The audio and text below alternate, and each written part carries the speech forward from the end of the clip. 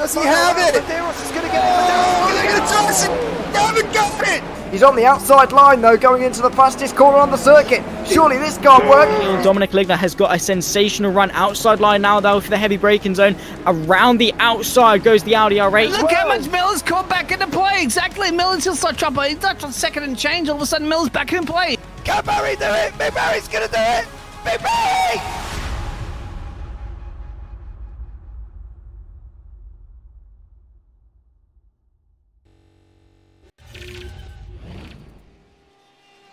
Good morning, good afternoon, and good evening, and welcome once again for round number 2 of the Radical World Series Americas. With me in the commentary booth today will be Dean Biggles, just like last week, and we're going to make a great spectacle of it again, of course, brought to you live on the JP Broadcasting YouTube channel. And like last week, at the moment, it is Lucas Vieira at the top. We're going to get to that in a bit. Of course, this track in World War I and World War II served as an airfield. Still as bumpy as it was in the old days. Of course, it's Sebring that I'm talking about. 5.79 kilometers long, this circuit. Track temperature out there at the moment, 31 degrees for the drivers, of course. This track situated in the USA. Of course, Sebring. That's why it is called the Sebring International Raceway. Round number 2 of the Radical World Series Americas is hosted on this very bumpy track. Of course, it's corners like Sunset, which is going to be amazing. We will have Sunset this evening, which is going to be interesting. We saw it in the Europes a bit earlier on, yeah, that definitely made for some spectacular pictures. Let's go down to the track and take a look at how everything is shaping up at the moment. Of course, the championship standings too, because last week out it was Lucas Vieira who was quickest after Artur Cordelis was on it for the whole race long, made a mistake. Turn number 3, ran off track himself and lost the lead, and with that the lead in the championship since it is in round 1. Zandvoort it was last week, an incredible spectacle that was. Different though to this race. We're going to get to that in just a moment's time. Diego Zuccarelli in P3, 2 points behind that. Everyone is basically in increments of 2 points. Stephen Place 4th, Joel Jacqueline in P5, Jason Duckworth 6th, 7th Manuel Sorazano. Then you have Nathan Brumby in 8th, Scott Callaghan in P9, and P10 for Kansas Gentry, P11 for Charles Grassage, P12 for Diego Schneider, 13 for Eric Harmon. That is the championship as it stands right now.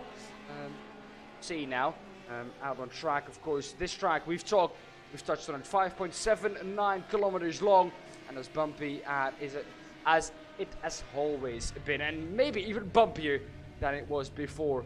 This, of course, being a track that is, well, constantly evolving, I have to say. This, of course, it is not repeat at all. It's still the old concrete plates that are, well, the drivers will be driving on this evening. As you can see, Vieira at the top, 31 thousandths ahead of Stephen Place. Scott Callaghan about 3.5 tenths behind.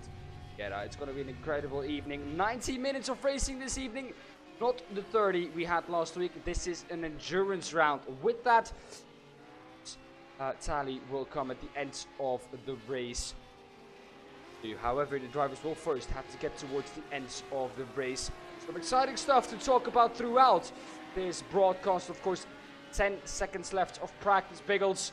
And so far, well, we're set for an amazing qualifying. Definitely looking at how close the top 2 is.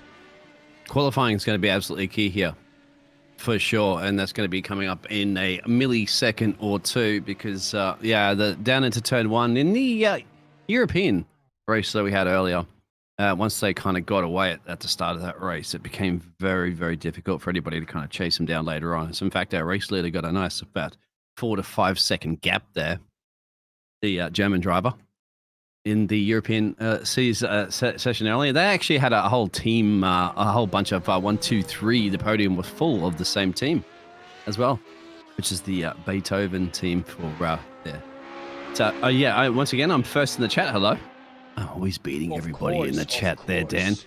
But Nobody another can beat you. interesting thing, Dan, is that the 2 pit stops that are required, 2 in that time, and what happened in the European race earlier is that they a lot of the top drivers, the drivers that were in like P1 to 5 or something like that, I think it was at the time, elected to box pretty late actually, and you cannot take your pit stops with 10 minutes to go on the race. So they took them about 15 or so minutes to go of the race, and they went in 1 lap to do a pit stop, which they changed tires. I'm not quite sure about the fuel that they added or not, but we saw them lift up on the jacks. Came back out, and then the next lap they came back in for a quick stop go. Just park it in your box, and then you're on the gas pedal and you're straight back out as soon as possible. That's what the winning situation was earlier today. Now, whether or not these drivers here in the Americas division have watched that back, studied that tape, and kind of figured out, hey, this might be the one that works out for us. A couple of positions were gained for some of the drivers that did box a little bit earlier, and then alternate that strategy up. And then, of course, some of the drivers, unfortunately, had some errors and made some mistakes as well, too, that cost them any chances. You do have a fast repair, so choose it wisely in a endurance race. Once you use it once, the second time around, you're going to hope to see how much duct tape you can put on that car. For sure, in an endurance race, of course, at the moment, if I count my drivers, we have about 12 drivers here with us this evening, so not the full 13 we had last week. 12 drivers. Now, with this driver count, that is going to make it interesting for an endurance race. There will be more space on track, not as much traffic as there was in the Europe one. As we see Lucas Vieira now go on to the first lap. That might well already be an off track, and at the first possible opportunity where you can get one into turn 1. Lucas Vieira, judging by the way he's pushing, he is still completely on it. Not the best exit out of turn number 4. Definitely could do better, but the exit onto the straight not too bad. It's going to continue. This corner really tricky, slowest corner on the track, going all the way down to second gear. Some drivers prefer to go down to even first gear at that corner to try and get the car rotated, and then short shift back up to second to not let those rear tires light up. Then down into the next right-hander again, down into second gear again. Not the slowest corner on track by any means. You do take a lot of speed through there. Now this next right hand that is coming up, very tricky, turning and braking at the same time. You want to trail brake this corner. This is a corner for the trail breakers, but the trail breakers that are good at it can gain a lot of time. Also a corner that is for some drivers third, for some drivers second gear. Some drivers prefer a different gear than others. This one off camber, tricky right hand, and the left hander is very important. You want to set up as wide as possible because you're going to go onto a very long straight. You get a good exit, because you're going to carry all that speed all the way along this straight into sunset corner. Yet now you can see why it is sunset corner. During the race, the drivers will have the sun completely in their face. They will be blinded by the sun. This one then, this is a front left tire shredder, just like the Skyvlock we had last week at Zandvoort.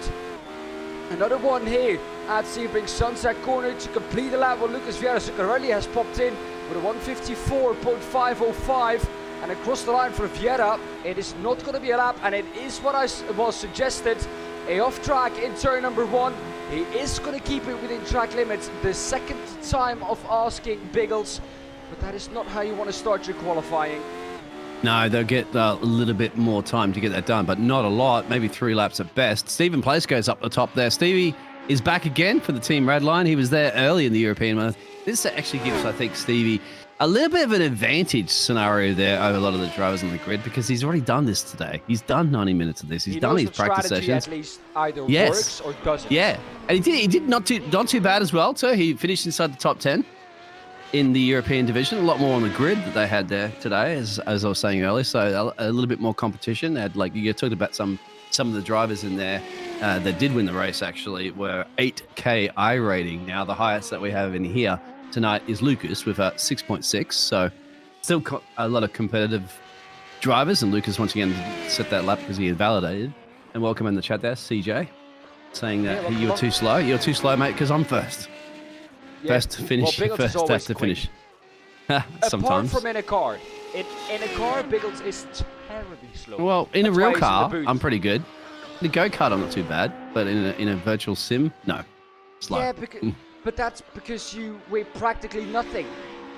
Yeah, exactly. I do weigh practically nothing. It helps. Well, that's why you get beaten by 10-year-old kids, don't you, when you go karting? 'Cause they Indeed. Well, zoom past you and you're like, hang on. We had a karting Why are race. you so quick? A 1-hour karting race at Circuit Lelystad in the Netherlands. And there was a kid that was about, what, 8? Diego goes for 8 years quickest. old. Go ahead, look at that, yeah.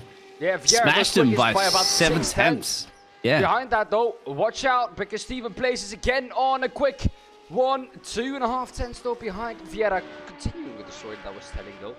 He was about 7, 8 years old, weighed practically nothing, about, what, 40 kilograms max? And we were at an average of about 65, 70 in our team. 30 kilograms in a cart. That is so much in a cart that practically weighs half the weight that you have. So half the weight that is in the cart is you. So that weight is very, very important. The car becomes more nimble, turns in better when it's lighter and all that kind of, you know. And depending on the level of competition on the kart you're doing too, like, you know, if you are, like, everybody's pretty evenly. You can see at the minute, but purple sector set from Diego, purple sector set from Lucas, purple sectors from Steven. Place like this is probably the last opportunity they're going to get to put an absolutely blisteringly quick lap in. But Dan, there's one thing that I can do a little bit better than you, my friend, even in the virtual esports world, is that I know how to enter a pit lane entrance without crashing. Oh yes, there we go. Didn't take long, did it? But there it is. Did not. Go ahead. If you guys are wondering what Biggles is talking about, I'm going to put myself to a bit of shame here. There's a short on the JP Broadcasting YouTube channel. Go to the YouTube channel, press on short, and then click on the short that is called Can't Park There, Sir. And you will see me spin into the Nürburgring pit lane after being in fourth in my first race ever. In my first ever competitive race in the W12. Who's going to steal this one there, Dan, real quick? There's across the line there. And all these mini sectors, there's 7 sectors here. So, back to the action. It's a distribution of sectors across the line here. So this is going to be close. And the Vieira goes up there. So there's Lucas, mate. He finally got the lap in under his belt. Can Stevie try to steal that place away? No, but close. Who else? We got a bit of a fly there from Diego. Schneider, don't forget about him. Setting an early quick pace time. Actually, this is the Argentinian driver here. So, go on, Diego. Get it done. You got Manuel as well on laps. No crazy purples in there, but you don't need all purples because looking at some of these, like Lucas, for example, only had 2 of those purple sectors. But if I guess you have all the best greens on the planet, that may very much to make the difference to get yourself a nice pole position here, which is crucial. I'd say at least front row is going to be very important. For sure. It's very important here, especially around this track. And Lucas Vieira and Diego Schneider. I got 2 drivers mixed up. But Diego Schneider is going to try and do everything here in his power to try and get Lucas Vieira off that pole position. Has 1 purple sector time. In sector number 3, is it going to be enough, though? No one has really been able, let's be honest, Biggles, to challenge Vieira to that pole position. Is Schneider going to be the one? No, he's not. About a second off. However, Steven places purple in sector number 1. Lucas Vieira is green in sector number 1. Yellow sectors all across the board, though, for Steven Place. It looks like he's going slow at the moment, not pushing anymore. So I don't think Steven Place is going to improve to a better time. Arthur Cordelis, though, of course, the man who was first for a long, long while. Last time out at Zandvoort. He is in 4th at the moment. Archie Cordelis, where is he going to put himself? He has green sectors all across the board. Only 4 drivers out on track at the moment. Archie Cordelis in 4th is going to come across the line. Lucas Vieira also did come across the line. Did he improve in his lap time? He did not. He was about 3 seconds on top of his lap time or above his lap time. Archie Cordelis across the line. And he jumped himself up to P3. That's not a bad place to be. Vieira for pole position, Biggles, though. That's it. Yeah. Everyone's so far off. And Scotty, the Aussie didn't set a time here. So Scott G. Callahan does not. I'm going to get my. Anyway, you'd like to go through those qualifying results for a set, please, Dan. And Lucas Vieira is going to be the one on pole position. Here we have Lucas Vieira, here he is. And Stephen Place is going to be in second. Archie Cordelis in third. Diego Zuccarelli in fourth. Eric Harman in fifth. Richard Horn in sixth. Diego Schneider seventh. Joel Jacqueline in eighth. Manuel Solorzano in ninth. Charles Krosic in 10th. Rich Price in 11th. And 12th, Scott Callaghan. Only 12 drivers on the grid here this evening with us. However, though, even with only 12 drivers, I'm sure it's going to be a spectacle on track. Welcome all along once again for round number 2 of the Radical World Series. And once again, Biggles, I'm excited to get this one underway. Lucas Vieira, always quick. Stephen Place, always quick. And well, we're going to see what is going to bring these two drivers. We're about, what, 31 thousandths, if I remember correctly, apart after qualifying. Let's see what the drivers can bring for the race. The drivers are almost done gridding up. We're waiting for no one at the moment. Everyone's on the grid. You can see the red lights coming on. It is 1, 2, 3, 4, 5. And we're green in the background. I think it's Price with a very good start. Is already overtaken about 4 or 5 people at the front though. Lucas Vieira got a very good start on the inside, already covering that. Archie Cordelis is already up in position 2 for Eric Harman. But Stephen Place from second position off the start. Not too good from his starting spot. And he's already dropped about 2 positions at the start there. He's going to look to regain that back in the remainder of this. Is a little bit further back. Richard Horn also looking down. Manuel Solorzano is the only one who's gone round. There's your accident. Oh. Yeah, there we go. We did not see that today in the European division, Dan. Only one person, I believe, had a little bit of a spin. Believe it or not, out of a grid of almost 30-plus drivers. So, yeah, it's got a little bit pearl-shaped. Scotty was the one that got that fantastic launch. Now, I'm not quite sure if that was even a drive-through penalty, but he had gained 4 places. He's currently gaining 4 positions at the moment for the 606 machine, the Australian driver. Got a launch of all launches off there. Not a launch like Max Verstappen did in Australia on the first start of the race. But if that's spoiler alert if you haven't seen the Australian GP. But yeah, what happened to that accident, Dan? That's something we have to check out. Well, we're going to take a look back at the green flag. First of all, take a look with the chopper cam. Look at this start from That's what I said. Look Scott at that. Callaghan. It's insane. And then let's take a look with Garcic. He was airborne. I'm getting through in chat. Of course, CJ, thank you for giving us that information in chat. We're going to take a look when he gets airborne. So sad, though, if he gets airborne for that beautiful... No, there's a car that spins around and he goes plowing into the T-bone. More T-bone than airborne, I'd say. But have a look, because somebody goes around here and the Hot Wheels car has nowhere to go and goes into this there. Boom. Oh yeah. For a little second, he was airborne. It sounded worse than it actually was. However, he's going to spin it again. No, he's not. Just a half spin for him, and he gets underway again. Diego Schneider, though, behind that, had a little bit more trouble getting underway. Back to live pictures then. So Scotty's gone in. Scotty's gone in. I wouldn't be surprised some of the drivers don't go in because they will have a fast repair. So, granted, depending on how much damage is done to these cars, sometimes they're pretty tough. Other times you can scrub a lot of time. Remember, you got 90 minutes of a race to go, so you don't want to be nursing that much damage and be at least 2, 3, 4 seconds a lap slower than the leaders are at this point. Otherwise, you're definitely going to be almost like the endurance race that we had on Saturday. Wouldn't it be down like it might be like 9, 10 laps down by the end of the segment? For those who haven't seen it, the Platinum Endurance Championship. 6 hours of Road America that was. Go back and have a look at it on the JPBroadcasting channel. A beautiful race that was. Back to the action on track. Charles Krosic is going to try and get past Schneider. Schneider has got past because if you remember in that replay, Schneider was behind. Krosic, these two are now going to try and get forward together. But if you look on the left-hand side, you can see it's a bit dinged up. A lot of the gaps already above a second. The Hot Wheels machine's a bit dinged up in the front there, you can see as well. And yeah, you can't miss that Argentina livery too as well. So that's Diego Schneider, as you see. That's like covered in a Argentinian flag. So he's very proud of his nationality. Why not? Of course, Argentina won the World Cup.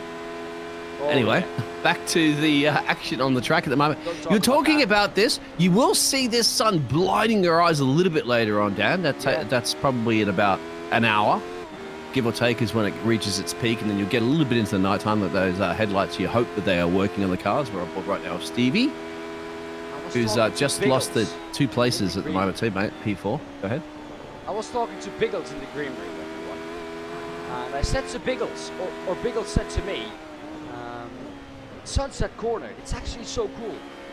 Because the sun goes down there, and like drivers has the sun fully in their face. And I said to Biggles, what do you think it's called Sunset Corner? And Biggles was like, I don't know. And I said, it's because the sun goes down there at that point of the track. Always. Yeah, all right. Well, what about Albert Park? You got center and cross corner names. That's a little bit too deep on that one. Stevie's gonna have to back off because, of course, you got to swing it straight through. That's the slowest corner you mentioned there before, under the heavy brakes.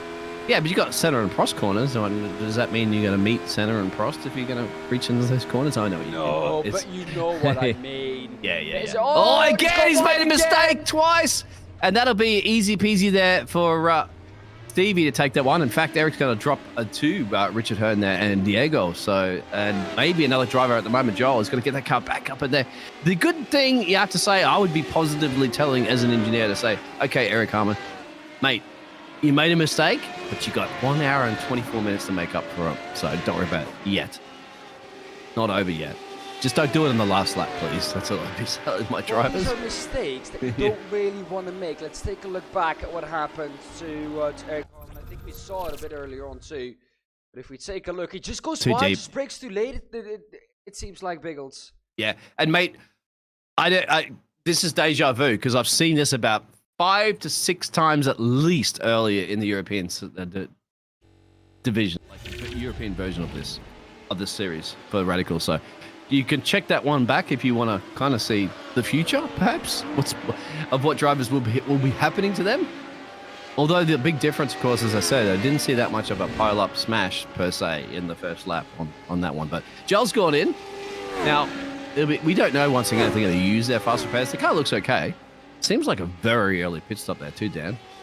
Yeah, I don't know why he would be doing that this early on in the race. Maybe it's like you said, the fast repair that he's going to take. He is saying, Joel Jacklin, that his car just does not have the pace that usually he's doing. He thinks it's better to CJ thinks it's a penalty, maybe. Is he taking on tyres? It looks like the front end's lifted up. Yep, the front end will lift up and the rear end will lift up. Joel if you're going to take. Was not the one who had that monster start, wasn't it? It was Scott Galligan who had that monster start, was it not? It was the Australian driver, yes, Scotty, who's running plump last, but that's because he's taking a pit stop. So I think that was Scotty involved in that accident because. No, was that a potential penalty for Scott Galligan? Oh yeah, you could be right because the way he jumped off that line, that could have been a jump start. That was, remember how quick he was off that.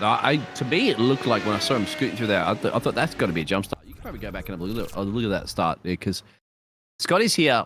Oh, right, that and look at that. Looks like one. Yeah, it's close, isn't it? I mean, to get that much speed like that, as much as I'm an Australian and I say, good on you, mate, you got that done, that's brilliant. But if he's gone back into pit road after that, to me, that seems like that might very well be a penalty for a jump start. Well, does he get damage? Does he get damage here or not? This is another key factor because that's the reason why going into pit road too. Yeah, no, there's a little contact, but not a lot. Too much damage. Yeah. Oh, no, there. That one could be the one. Huh, we don't know, but Scotty knows. Well, I heard a famous race driver once say that if you react within 1.5 tenths, so 0.150 of a second, that you're basically either preempting when the starting lights go out, so you're either guessing and just releasing the clutch, and you're the luckiest man alive, or you have inhuman reaction speeds. So, yeah. Back to the battle on track, though. But Schneider is going to try and have a go on Rich Price, Biggles. Well, look at Rich Price's rear end, mate. He's had some contact somewhere along the line there, and that's going to cost him a little bit of time. Now, I saw this too once again on the European, so I would let him through. It's a difficult thing to do as a race driver, but I'll tell you what, Well, I did see a rear wing damage on the driver earlier today in the European one. It's easy to sit behind the car and just tag with him because they kept with the pace. They kept with the pace with that rear wing damage. It's not good, obviously, if you're in clear air, but if you're in dirty air... Is the rear wing the only thing that's damaged on the car? Yeah, we don't know that as well. Front, yeah. The left front also doesn't look great anymore. We'll see how much that Snyder can drop him, essentially, or if he keep with him. Steve Price, we're talking about. Rich Price, I'm sorry. There's two prices in here. But there's only one price in here.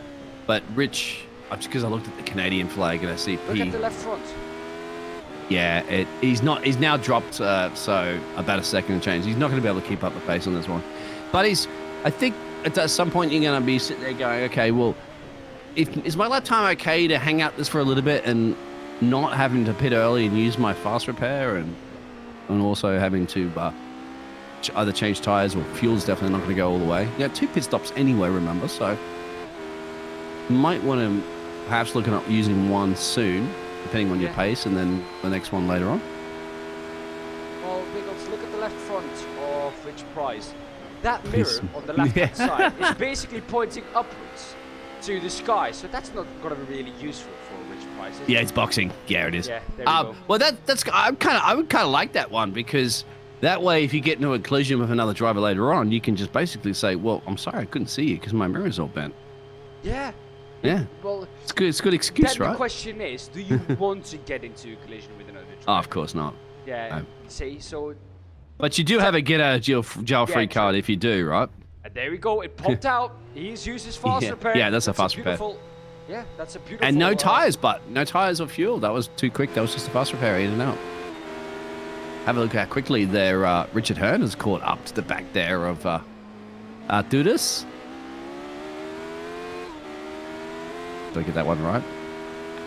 Arturas Kundelis. Kundelis. Yeah. Doing hey, well. Your neck of the woods, man. You're in Europe. That's your job to know those names. Well, I mean, I don't live in every country, Biggles. I'm Dutch. I know Belgium and German names pretty well. Belgium, German, well, Austrian names are basically the same as German, so that's not really difficult either. But then Italian, try and print. Oh, where's Hearn going? Oh, there he is. Italian's easy, mate. The Greek names are the hardest to pronounce.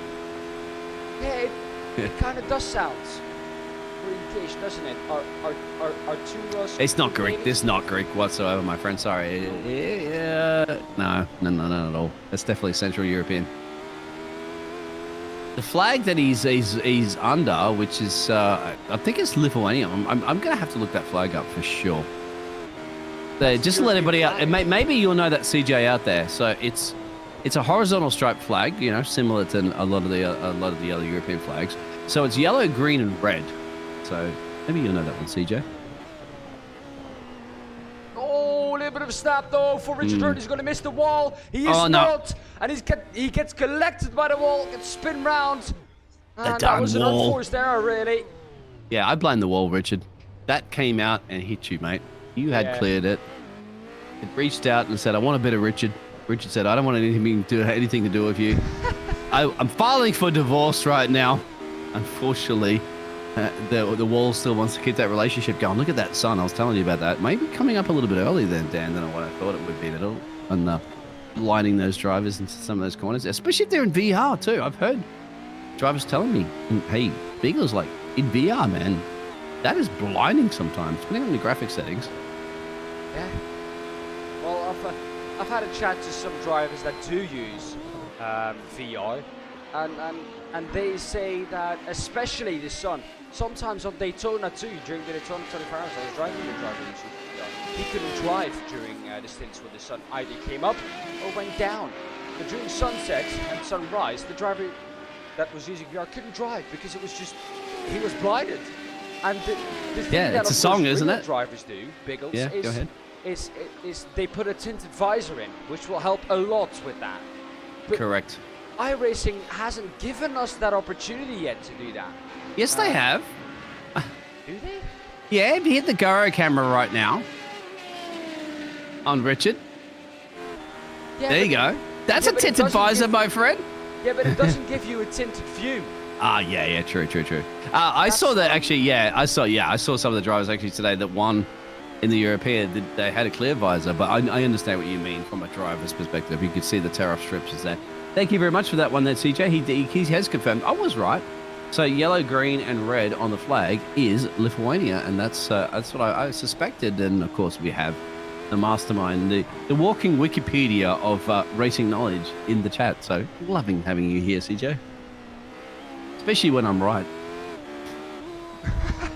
Well, the flag that I can see, Biggles, is literally the European flag for Arturus Mondays. Oh, but my special software that I have there, my friend, it's giving me the other flag. Oh, there we go. But still in Central Europe, so it's correct. Yeah. That helmet. Hey, which team is it inspired by? Because I know. Yeah. Weren't you racing in the green and gold machine as well? Which got me, because this is very Australian-esque as well too. Australians like green and gold. But is it your team? Your team had that livery, don't they? No, it is a German team. It is a real-life German team. And the owner, the first name of the owner is Olaf. Well, I don't know. That CJ will know, but I don't. CJ, I'm gonna leave it to you here. Take a good look at the helmet, and can you tell me which car design this is inspired from? Go ahead. Of course, let me know in chat. If you don't know, also let me know, and I'll reveal the answer to you, because I do know. It's a team that I've been a fan of for a long time. They take part in almost every race at the Nürburgring Nordschleife. Oh, that's very wide. Coming out of Sunset Corner though for Arturus Kondelis. Almost ran into the wall for a second. I thought he's going to run wide onto the bump. But luckily for Arturus Kondelis. That's right. There is a bit of a bump on that near that wall there. I didn't see too many people bin it too much, thankfully, out of that final corner during the European. But it's a different race, different time zone at the moment, racing, but at the same time on track. As Lucas is comfortably at the moment in P1. As you can see, that sun, it's going to start getting closer and closer soon, but right now it's not too much of an issue. Another thing I wanted to mention, and the answer is out there in the chat, but I mentioned Dan, and you can mention that first because I lost what I wanted to talk about. Well, he is completely correct. Olaf Mantai, owner of the Mantai Racing team, and they race in a Porsche. And I've been a long time fan of them. Of course, at the Nürburgring 24 hours, they always take part in that one. Never really. He's really a Nürburgring Nordschleife specialist, really, with that car. So is Frickadelli Racing, also usually there during the 24 hours of the Nürburgring. Those are teams that take part in the VRN series on the Nürburgring and do the Nürburgring Endurance too. Plus, of course, the biggest race of the Nürburgring Nordschleife of the year, the 24 hours. So yeah, good one there from CJ, our walking Wikipedia. He really does know everything, doesn't he? Okay, yeah, man. Nothing gets past CJ. Like, we wanted to start picking his brain a little bit more. It's too easy for him, these questions. I kind of guessed something on that because I saw the Porsche on the visor, the top of the visor there, the logo, the name of Porsche across there. So it kind of got something on that line because he's not driving a Porsche, of course, at the moment. As the Lucas goes a little bit quicker, this is surprising too there, Dan, that the track does get better and better and better because there were some of the fastest laps traded in the European Radical Series earlier today that were late into the race. And on top of it too, that I was even very impressed with, some very close battles.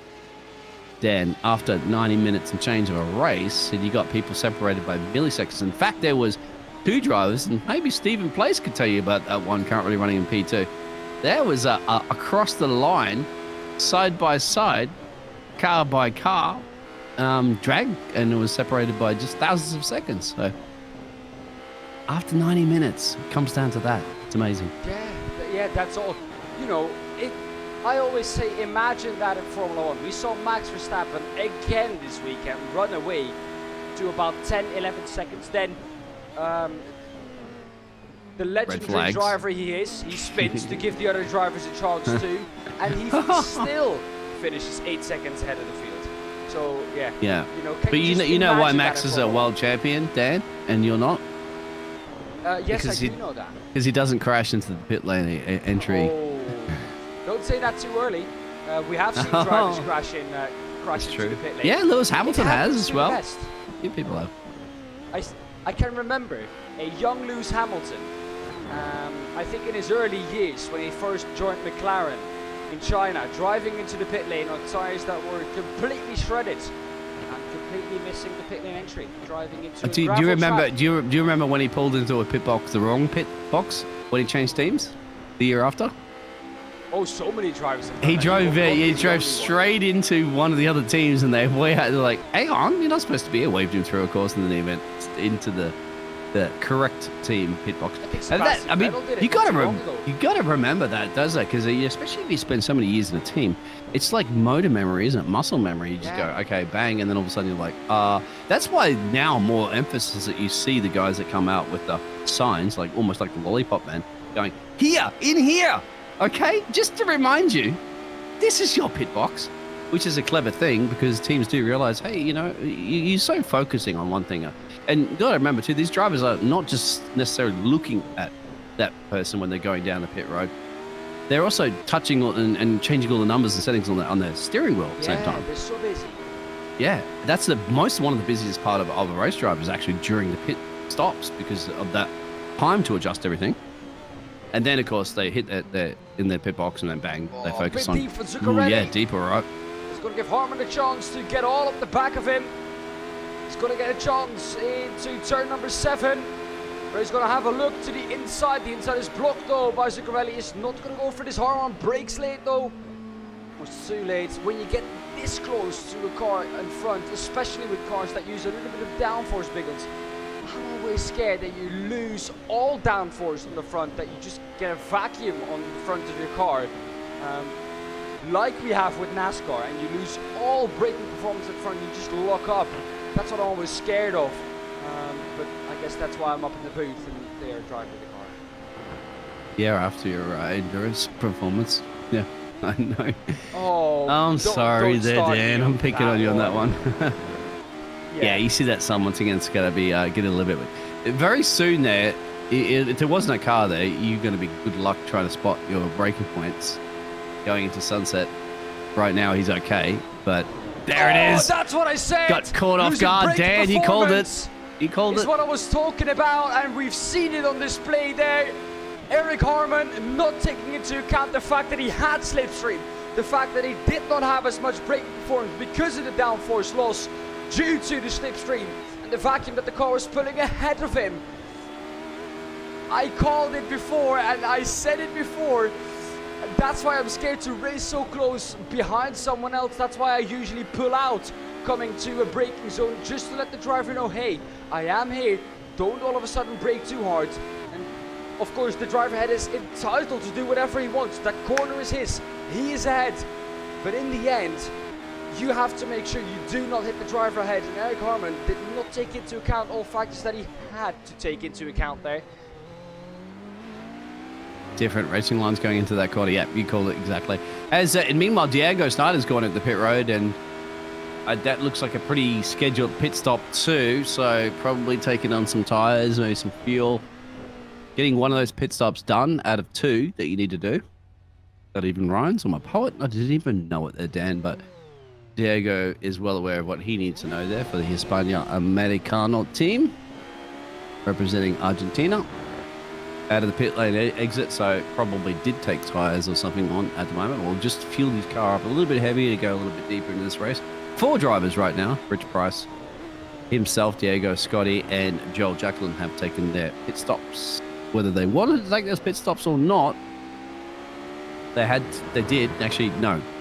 Yeah, Diego did take a 37.6. We saw Rich Price take a quick pit stop there for a fast repair, because it was 2.9 seconds in the dial, so no way that any of the team would have got those tyres on and off the car or put fuel in that time.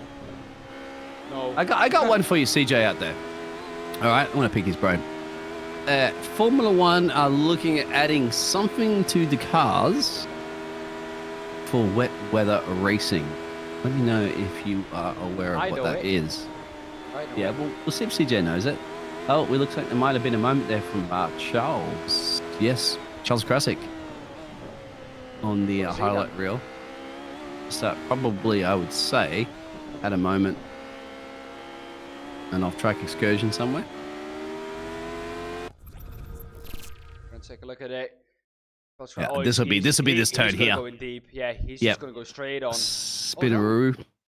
Oh, that's so easy to do. Just getting caught on the inside of the curb, and the curb just spits you out, really. And well, that's what happens. Yeah, that's happened a few times in the European one as well.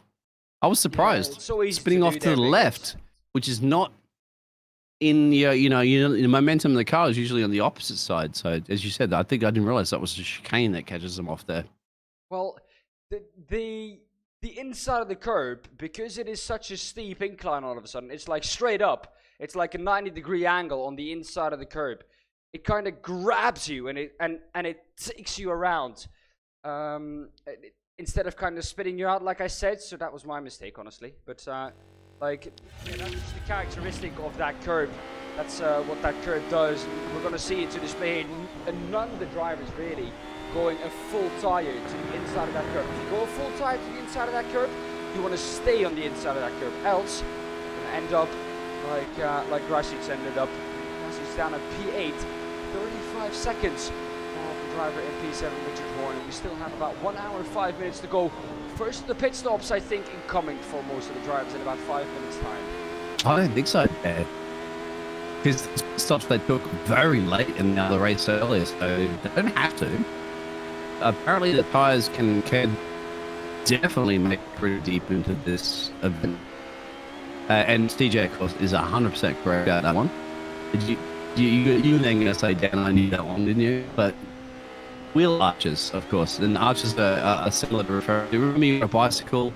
Yeah, you know about bicycles in the Netherlands. A bicycle or a motorbike. Well, you know how you have the arches there? I'm going to cut you off because we are understanding nothing of what you're saying at the moment. Oh, I'm probably breaking up with you a little bit, so we'll just let it settle itself. No, you're back. You're magically back. Oh, I am magically back. Go on with your story. Oh, sorry, I said CJ's correct about that with the wheel arches. We're talking about the F1 before. Yeah. Now, wheel arches are, like, just to explain to everybody, that's just a similar thing you have on a bicycle or a motorbike, where it stops all, the tires and the mud flicking up on all over you when as I said, Dan, you know about bicycles in the Netherlands. And yes, that's what it does. And the reason putting those wheel arches on there is to stop that massive spray that comes out of the rear of the cars. It makes it very difficult for the other cars that are behind there to... Fun fact, yep. we have more bicycles in the Netherlands than people. People, yeah, I noticed that, man. I've been and lived in the Netherlands. I was like, there's multi-story car parks of bicycles, especially in central station, right? I remember seeing all that, going, wow, how do you find your own bicycle? They all look the same. I don't get it. Because isn't it like one person needs one bicycle? Why do you need two bicycles? So why are there more bicycles? What about Eric making a run here down Sunset? Let's have a look. He's going to have to commit to this now. He's going to get it. Yeah. Or he's going to get cut back by Zuccarelli. Zuccarelli's going to get the better exit. We go to a TV cam. Dan, there it is. We can probably see the action there. It looks like they have undercar lighting on the cars, but they don't. That's just a reflection, of course, of the sun. Going down in about 20 minutes. The drivers will be blinded going into Sunset Corner, which will be a great sound to see. It makes for some great pictures. And, it's picturesque. Absolutely looks beautiful. Yeah, I love that. definitely. As I said, probably an track that I know that has similar picturesque situations with that sun like that is Phillip Island that we're mentioning in the green room. The photographers will be going down to turn 15 or 16, excuse me, to try and catch the pictures with the sun in the background. There's the cars coming through. A very fast right-hander going on to the straight before running into Sunset. That's where the photographers will be. It'll be prime time for photography, basically. So, Kim Ullman, the Australian photographer, on YouTube. Yeah. He would be right there for sure. Oh, for sure, for Did sure. you? Did you? I mean, off the subject a little bit, but I love watching his YouTube channel because Australian photographer that travels to every single F1 GP and most of them Hold every up, year. Biggles. Yeah, The I'll final hold up. track between Gallagher and Schneider. We can continue with that story in a bit, but Gallagher is on the verge of overtaking Schneider. He's gone down the inside of turn number 1. The number 666 has overtaken the number 45 Not of yet. Dylan Not Schneider. yet. Not yet. Now Maybe. he has. Gonna make it stick, but I just did. I was like speaking about Australian before. Well, that's the one on screen right now that is an Aussie, and the only Aussie in the grid for both the series. Actually, no Aussies in the grid for the European series, but good to see Scotty in here for the Americas. If you look on the side of Scott Gallagher's car, it says, "Wash me."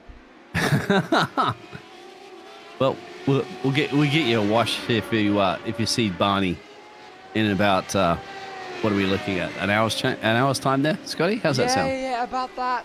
But the thing is, Biggles, endurance cars, sometimes, you know, they deliver a endurance car to a manufacturer to put on display, and they do not clean it at all. They leave it with all the bugs and everything on it, because that's how you should deliver a endurance car to, well, pit road, victory road, basically, because, you know, that's what, you know, it's supposed to do. It's a car that fought hard, that fought against the elements, and in the end came out victorious for a second. I thought Gallagher was going to go for a spin there, but that was just the line he was taking through there.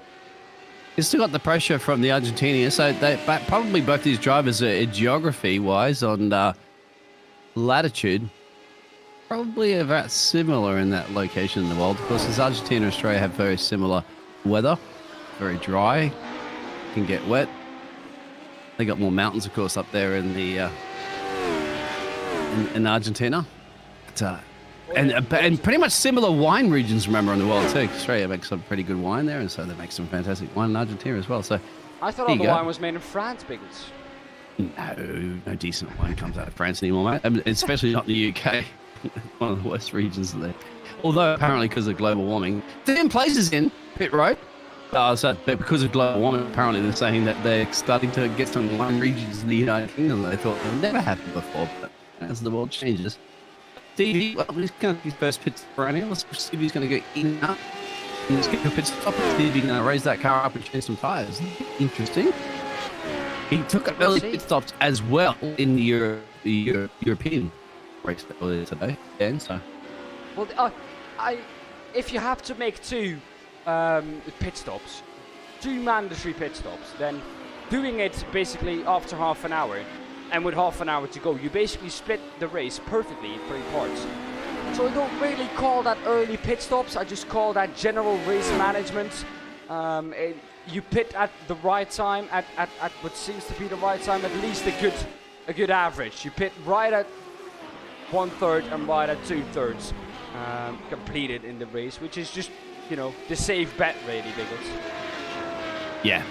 Well, I mean, it depends on because you've got such an endurance race, and because the tires aren't like, you know, Formula One stuff where they just chew through like crazy. You have kind of a flexible opportunity here to see how that's going to pan out, and because we have less drivers in this field, so not much of a problem. But he's come out at the moment there in P6 there, and actually putting pressure right there on Manuel. Going back to that situation real quick there of Kim, so we can close that chapter of the story. What he did, what I didn't realize, his son turned, they were in Perth before he went to the Melbourne GP to do his work. His son turned 21, and his present to his son was a letter that he wrote every day of his son's birthday. So on the day he was born, all the way to his 21st birthday, he wrote a letter specifically. But forget about that. Stephen Place goes straight on through. I think there, Manuel said, okay, yeah, we're offset here in the pit stop strategy situation. Allow Stevie to get on through there. But yeah, wrote a letter every day on the birthday of his son, and his son never got to read it until his 21st birthday. So he had to go through all these letters, 21 of them, of course. And however his father was feeling at the time, writing about that, I guess, the year in review, essentially. Isn't that an amazing something, that a present that somebody would give to you? You never even think about that, doing that, isn't it? Something small like that is worth its weight in gold any day of the week. Oh, for sure. basically, you can give someone, you can think of everything. You can give someone a TV, you can give someone a new sim rig. Us sim racers, so happy with that. But that, Biggles, you know what we call that. We call that priceless. Nothing can buy that, really. You could have a Ferrari parked in the garage as a birthday present, but just to be able to read through those letters, be amazing. Especially like the first ones you'd read, like the one about you being born. You're not going to remember being born. Your first year, your second year, your third year. You're probably not going to remember those times too much. As Charles goes into pit road, it'd be interesting, isn't it? Reading a letter back of one of your parents or both your parents or whatever talking about what you were like when you were like 2 years old, there, Dan. What I was like when I was 2 years old. Yeah. I was a crazy little kid that was annoying my mum and dad all the time. That's how I was. I was quiet about everything. Put that in there. Yeah. They couldn't catch any sleep. I wonder, wouldn't it be amazing, Dan, if you were to read that letter and it said, and they had nothing to do with knowing what you would be, how you would be right now and how you're into esports and motorsports and stuff. And then like you read a letter saying, we remember you sitting up in front of a television, turning a fake steering wheel or something like that. Or you'd be in some sort of like pushing some sort of thing, pretending you're a race driver. And you'd be like, I never knew that. Could that be really the reason why I'm into motorsports these days? Wouldn't that be fun to read that? Yeah. Well, I wish that was the case. Maybe I would have had a little bit more talent then. But no, if you no, that's sadly the talent didn't come at my birth. Sadly, so no, did not get the racing talent that some of these drivers have out of display. Especially this man, Lucas Vieira, 16 seconds ahead of Arturo Scuderis now. Traffic already coming into play. Look up ahead. I think that is Diego Schneider. Yes, it is Diego Schneider who is coming up to lap. So Diego Schneider already has made his pit stop. And Lucas Vieira still has to make his pit stop, excuse me. Yeah, Dan, if you don't mind showing that little icon next to the thing that shows you the pit stops they have done and will have not done. Remember, they have to make 2 of them at the moment. Just expect everybody to make the 1. Maybe some of the other drivers might take an early gamble and take another one. Thank you very much. Right on cue. So that's the pit stop times. And that's one for CJ out there too. CJ, a question for you is what got you into motorsports? How long have you been into motorsports? And who is your favorite Disney princess? You can forget about the third question, but if you'd like to answer those other ones, because seeing such a Wikipedia knowledge of F1, motorsports in general, I'm just curious to see how Biggles. We've had a crash out on track. Oh no. And that's Manuel. So the Colombian driver, don't do it to me, mate. You're the closest to me. He's going to go deep. Geography. He's going to go deep. Watch it. Yeah. Is it locked it up there? Yep. Boom. Out of the fence, but that's, once again, lucky that's just off the racing line. I mean, if a spin is everything, that's not too bad in an endurance race. You can keep going with that. No damage done to the car. However, I think if we go on board real quick, look at the left front of that car. Once again, mirror pointing at the sky. And the left front, not as aerodynamically efficient as it once was. I don't think you can see the corner anymore, too. That's sun, as I said. And that's just to let everybody else know, I've said this before in the European division, that, in most of the people in Europe, if you are in Europe, actually, you're the only European, actually. Our Lithuanian is in there. There's a big ball of hydrogen. And what's the other element, of course? I haven't forgot that one earlier. Hydrogen and helium? Hydrogen, helium? The two most common elements on the table. Yeah, it's called the sun, right? We call it the sun. It's a star. And you don't see it very often in Europe. So every once in a while it peaks between the clouds. Yeah. And that's why it's, like, trust me, in Australia, we're sick of it. We see too much of it. It burns us all the time, gives us skin cancers and all that sort of jazz.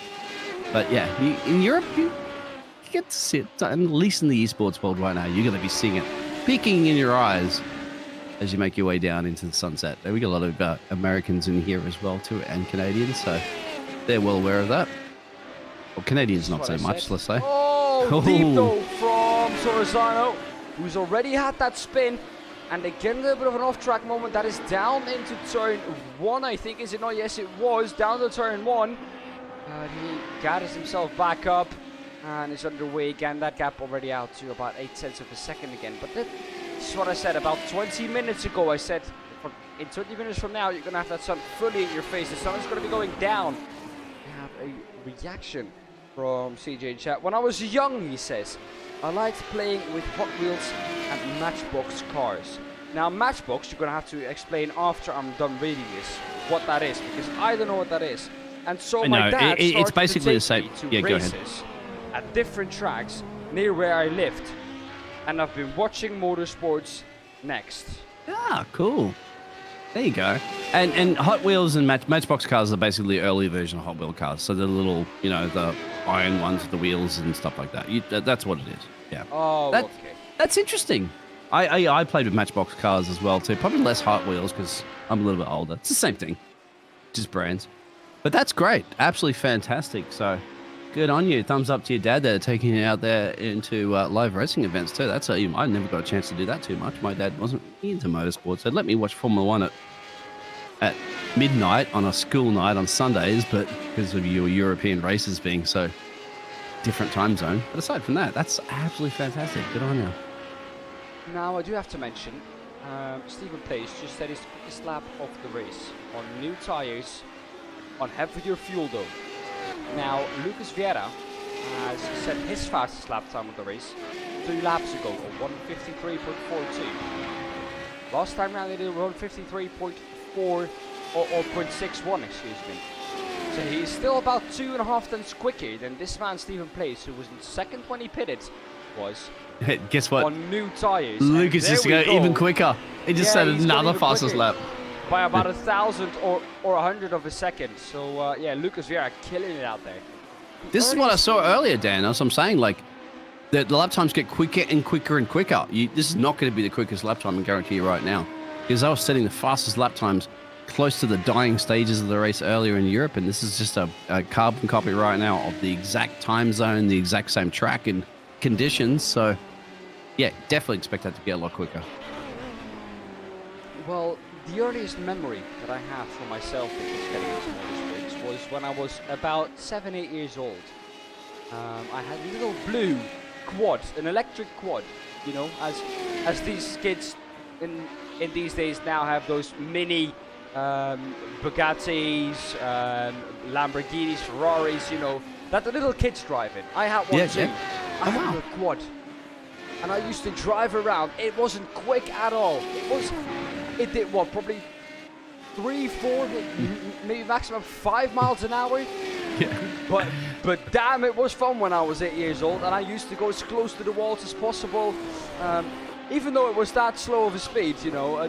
But you didn't know it at the time, Dan. Remember, when you're a kid, that thing is like going 100 miles an hour to you, remember? And your parents are going, thank God it's going 5 miles an hour, so I don't have to take you to the hospital because we just smashed it into the wall. So, yeah, but once again, it's just that thrill, isn't it? You were a motor racer at that point, and in your mind, you're the future Max Verstappen, stuff like that. You're pretending to be the future Max Verstappen, even though...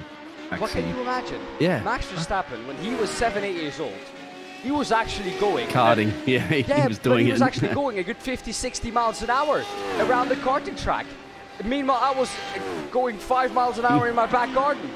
That's what happens when you have, you know, an ex-Formula 1 driver as your dad. Of course, he's going to put, you know, inspire you to get inside a go-kart there and push it, risk it for the biscuit, per se. Yeah, and also money, remember, too. You're going to have a ton of money to get into motor racing these days. And I'm sure your parents, if they want to take a major loan out to support it. That's the one good thing you'd have to say about Lewis Hamilton, the family, right? Obviously, his father and his mother to working double jobs and stuff like that, just to be able to scrape up enough money to be able to get Lewis into the spotlight, which he eventually got, of course, because Dennis from the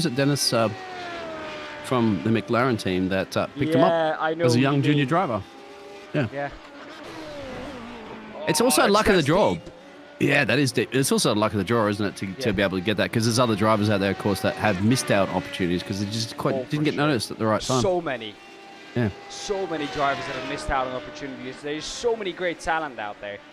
And the thing that I have seen, like you've seen Latifi depart from the sport because Williams didn't need the money anymore with the budget cap. So these drivers basically Paid drivers at that point, right? They were paid drivers. Yeah. Well, everyone in F1 is. Yeah. But actually, some drivers actually paid to be in that seat, and like they were holding the team back at this point.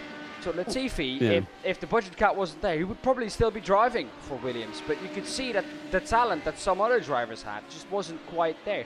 Now, don't get me wrong, Latifi would probably beat me in anything, but the fact is, he did not have the talent that some of the other drivers, like Lando Norris, Lewis Hamilton, Max Verstappen, George Russell, Alex Albon, so many drivers on the grid have exceptional talent.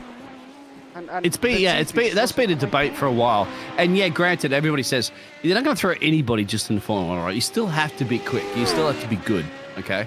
Otherwise, it's just a waste of companies' resources when you're smashing cars and stuff like that. That happened actually sometimes in the 80s when there was some Japanese drivers actually that didn't do very good at all. Basically crashed all the time. I think Nakajima or something.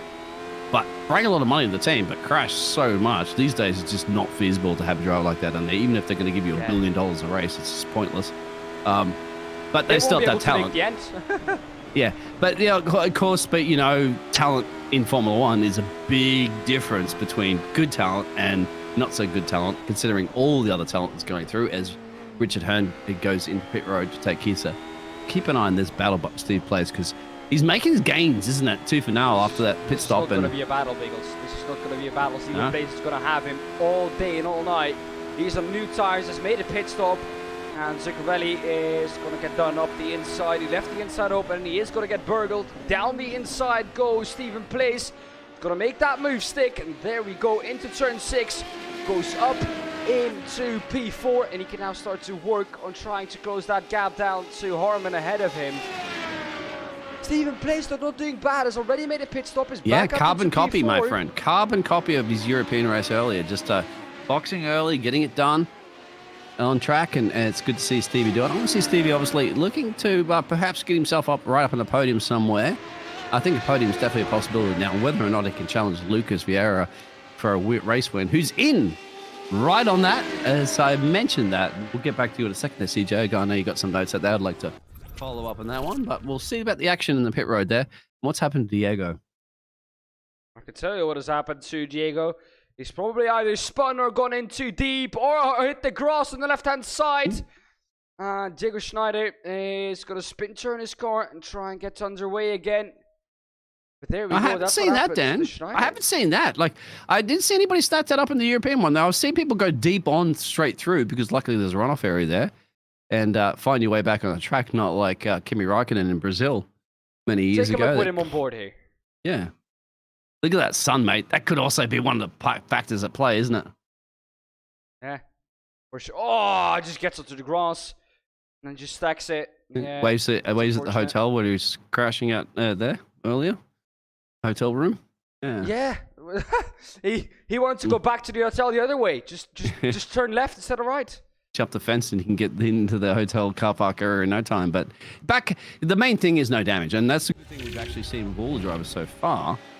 Having a little bit, you'll see that did happen, of course, in an endurance race. A little bit of snappy, a little bit of a go too deep or accelerate. Not so much of a hit the lard pad on the car spins. It's more of into the braking points where people have been making mistakes, but they've been keeping out of the fence. I think only that one driver earlier that we saw had a little moment with the fence, but aside from that, good to go.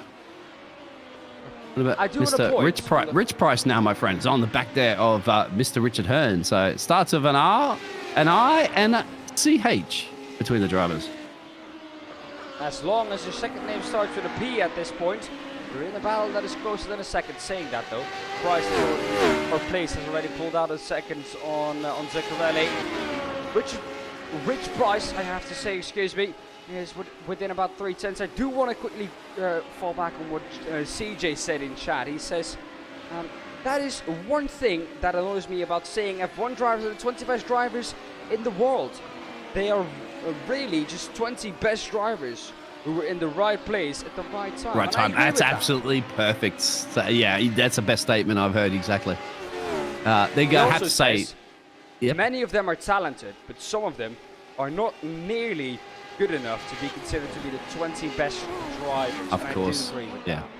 And Arturus has gone in, my friend. So there's our Lithuanian driver's gone in the pit road, and I'll drop him back a little bit. Now, is he going to be able to clear the likes of Lucas? Lucas is going to be able to get him for sure, right? Because Lucas already taken his pit stop. It should be back into the lead of this race there for the Brazilian. Stephen Place is going to inherit the lead, though. Because Yeah, he's already he made a pit will, stop. He's actually, the yeah. first leader. Yes, yep. I think that's might have paid off there for Stevie, but we still got... and Stevie, it has to depend how long he's going to stretch this one, because his next pit stop will probably be a similar time, like a 30s or 40s or whatever, take on fuel or tyres. Whereas some of these other drivers at the moment are going to do probably just a stop-go, because they should have definitely enough fuel and tyres to go to the end, and the stop-go, of course, is going to cost you about 34 seconds total pit stop time, and about 2 seconds or change or less. And all you have to do is just stop in your spot for a millisecond and leave. It sounds so easy, doesn't it, Biggles?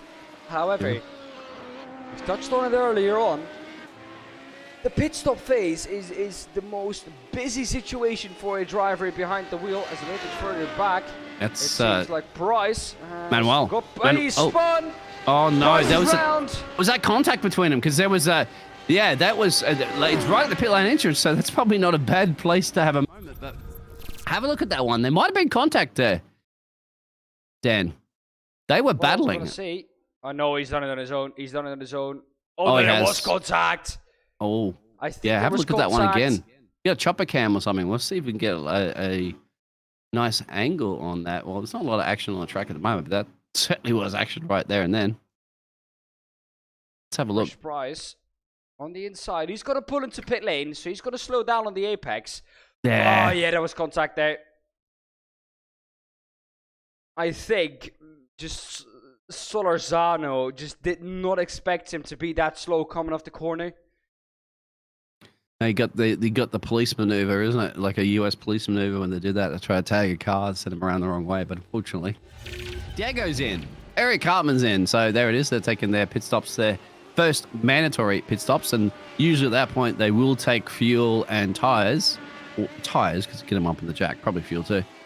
And yeah, which makes me think that with 39 minutes left of the race, that's a short stint. Remember too, Dan, that they cannot box in 10 minutes remaining in the race. And in fact, one of those drivers in the European one left it to about 30 seconds left of that 10-minute marker to enter the pit road. Oh, wow. And we were talking about saying, if you made a slight mistake on that in lap for your pit stop, it's the risk and you spun, that's it. You would have been disqualified. Risk versus reward. Yeah. And sometimes it pays off, sometimes it doesn't. Now my question is, where did he finish? I honestly can't remember. That was like the 20-something. I think it was a good position. I'm in the top 10. Anyway, look at this. Adoris has now come out of pit road. He's tucked up right in the back there of Diego Zuccarelli, who has made their pit stop. So this is definitely 100% legitimately battling for position. Who's going to get it though? I don't think Kunzelis is going to want to play around too long here. He's got up to the back of Zuccarelli. And Zuccarelli is going to be passed, I think, by Arturus at least within 2 laps, because Arturus is really quick. You can see it quicker through the corners, quicker coming off the corners, and quicker into it. Basically quicker everywhere. There will be corners though where Zuccarelli will be quicker. Zuccarelli is no slouch in this car. He's really quick. But he's been passed, easy. and there we go, just a bit deep. That's a lift, I think, more than anything. Yeah. I'm not quite sure they would put that fight. Maybe happy to be chasing the car rather than being chased. And this is the interesting thing too, Dan. I'm liking the 2 pit stop strategy that they've chosen here at the Radical Series for that, even though the second pit stop's really, a lot of the time, it's just to stop, as I said, stop and go. However, it's bring action a 90-minute race, as you can see right now. It's bring... Considering we had today, at the moment, we have a shorter field, right, with 12 drivers, but even so, look at that. I mean, we're down to 37 minutes in this race, and we've got action on the track, and trust me, there's still going to be action continuing, as they still have to make extra pit stops. So it's whatever they've done, I think it's also going, why 2 pit stops, at the start, we're kind of questioning it, and now I realize that is, well, look at the blinding light. But that is the reason why I think it really does add another ace card to the motor race. Here we go, inside the helmet of Diego Zuccarelli, the helmet cam right now. And look at that, look at the sun. You come under the bridge, boom, blinded basically. We're going to take a look on port with Diego Zuccarelli into Sunset Corner in a bit. Yeah, I want to see that because that's the one that's going to really be painful for the driver. We'll have to see, however, because at the moment it doesn't seem like the sun is too blinding. Well, you're facing away from it, my friend. You got to go back all the way around the track. Of course, he's only in sector 6, I think. I don't know the mini sectors that well, but it looks like sector 6. This is sector number 4. Where he is in right now. He's just about to enter sector number 5. And there we go. He's now into sector number 5. Yeah, this is it. We're going to see it on the back stretch here. Yeah. Will the sun be in his face or not? These double corners, you said, get into the bumpy section right now. This is called the porpoising. And now look at this, Dan. You're going to start seeing it soon. It's going to get. It's actually probably just lowered right below the trees at this point. So it wasn't as bright as it was, give or take, about 2 minutes or so ago. Yeah, because now you can actually see the corner. You couldn't see it so much before. Was that Sunset Corner there, right? If I'm not mistaken, or am I wrong? Or was that Le Mans? That is Sunset. Okay. Never forget that again, because the sun goes down at that corner, Biggles. Yeah, it's the headlights are going to start coming on soon. It won't get completely dark at the moment. 35 minutes to go, but it will start. I don't know why. To fade a bit. We got to get out of this sunset thing too, as well, because actually the Earth is rotating away from the sun, not the sun is rotating away from the Earth. Anyway, let's not get into a Neil deGrasse Tyson science podcast right now. We did this yesterday, yeah. or 2 days ago during the Platinum Endurance Championship. I joined after I had my stint in the car, because I drive in that championship too. I joined, and they were talking about the sun being hot and James. Oh, that's right. Remember James? James was I actually mentioned this again today in the Radical European Series. James saying, well, how do you know what the temperature of the sun is? Have you been there? Have you put a fold-up chair there? No, and had a little bit of a sunbake? There are so many smart people in this world nowadays that can calculate everything with like basic formulas. And they say it's basic formulas, but for us it's like rocket science. So, yeah. And we know it's correct because you can actually accurately put a man on the moon and stuff like that, and accurately land things on asteroids and stuff like that. Now, you've got to, I mean, if that math is not paying off, then something's wrong. But obviously the math is correct. Otherwise, you'll never do that. And I was actually saying to James, I think, like, how do you do it? Well, remember COVID, mate, when everybody had those little laser thermal gadgets? And you pointed at a surface and it tells you what the temperature is. Yeah. Not that. If we had that to be able to tell what the temperature is on a foreign object, I'm pretty sure it's not that hard to figure out the temperature of the sun is.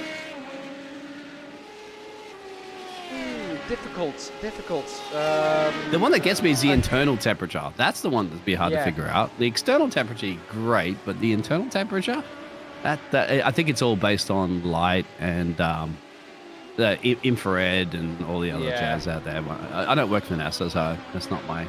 Well, let's be honest, Biggles. There's a reason we're up in the booth, and we're not working on the next Apollo 20 million, because we are for sure not as smart as all those people that are working on it are. We're not done. But you know who is smart? I mean, you got to look at the engineers that are in Formula One, for example. Adrian Newey, one of the most high. Adrian Newey's probably earned more money in Formula One than most drivers have in their career. Yeah. Is Adrian Newey going to get? It's a lot of money, and does a lot of work, of course. But it doesn't matter about age. It's not a matter about Adrian Newey. It's time to retire from Formula One because you're too old. No, you can do that stuff in his 80s if you want, as long as your brain's still working and functioning like it is. You're good. And he started in aerodynamics and all that sort of really sharp end. Well, he still draws engineering skills. The cars that manually. He's one of the only ones that does it by hand. Yeah. Which I find that's amazing in a day and age where everything is going digital, everything is done by AI. The man himself, the most genius aerodynamic engineer in Formula 1, he is still doing it on paper. And that shows you that the old-fashioned way is not always worse.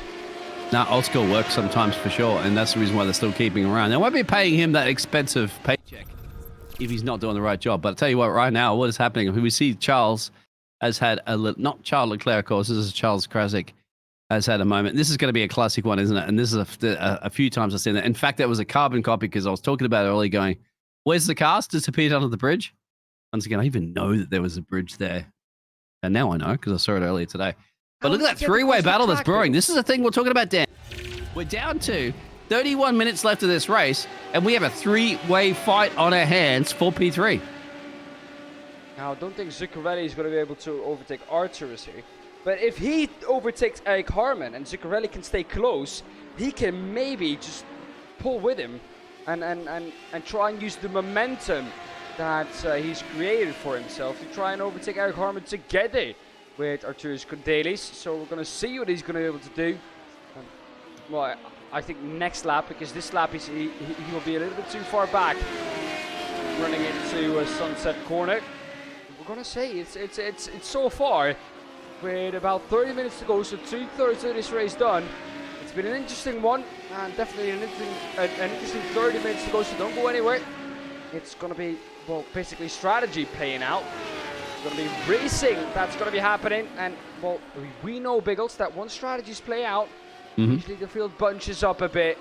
So if we're already close, it's going to be super close at the end of the race. Well, and on top of what CJ just said in the chat, which is 100%, I was about to say that, CJ, but great minds think alike. One pit stop still remaining for every one of the, not every one of the drivers. Scott's taking a pit stop as well as Mr. Rich Price has, but everybody else has to take one more. It's mandatory. Most likely, for a lot of the drivers, will be a stop go. I think at the moment there for Stephen Place, his pit stop will be a little bit longer than the rest of them, but that's okay because he's still in the lead and he's got a lead there by 21 seconds to change, which will be very, very close between him and Lucas. And on top of that, they've only got we got 29 minutes, so 19 minutes to get that pit stop in because I can't, once again, do that and under 10 minutes remaining in the race unless we're going to go to one of those Australian Formula 1 situations where we have no idea what's going on at the end of the race. But thankfully here at Radical Sim Racing, we do know what's going to go on. Well, that's just Australia, mate. That's just when you're upside Hang down. on, that's FIA. That's not Australia. No, when you're upside down, Biggles, crazy things happen. True. Well, I actually was glad that it was an exciting race because sometimes the Australian races can be very boring. In fact, without those upgrades to the track, 4 DRS zones last year. In free practice, they tested one of those DRS zones and they removed it. So this year they decided to go with the 4. And I loved it. Lakeside Drive using a DRS. Crazy, but a lot of fun.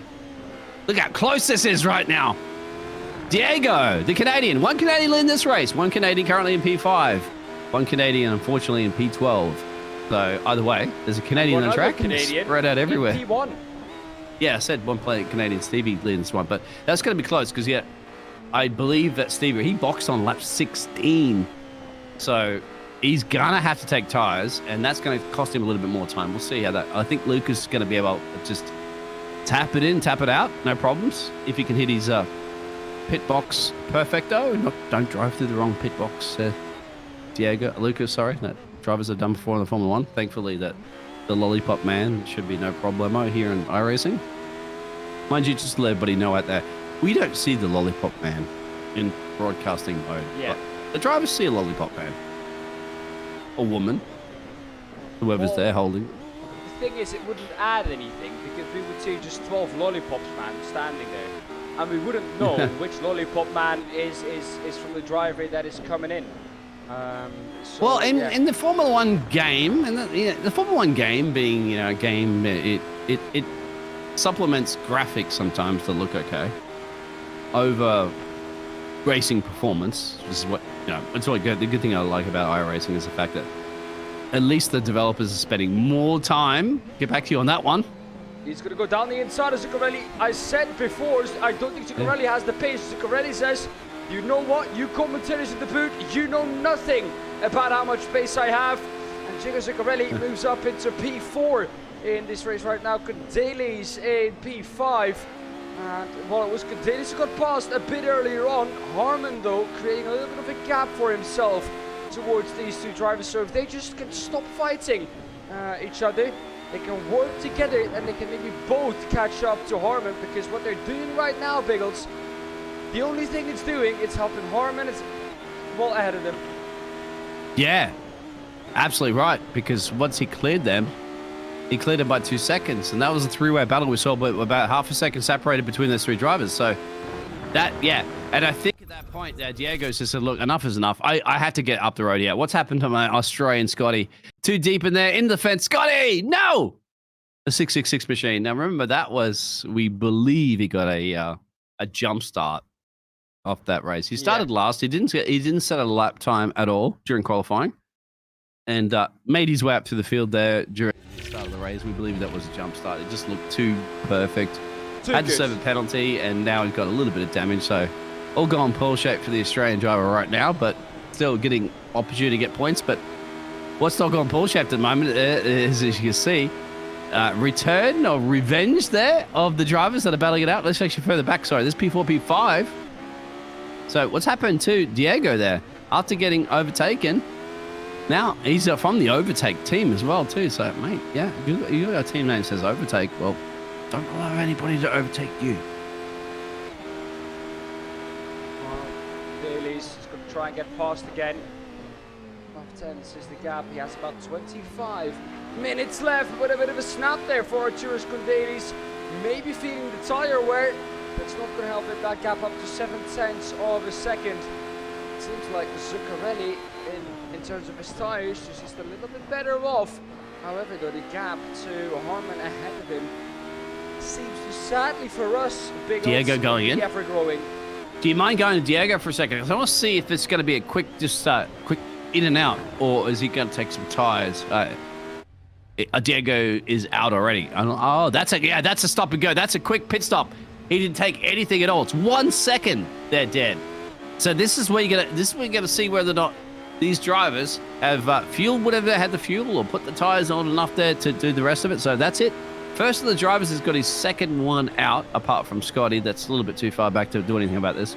So the rest of the field up the road from this man have to take their second pit stop. Once again, is it going to be a quick stop and go?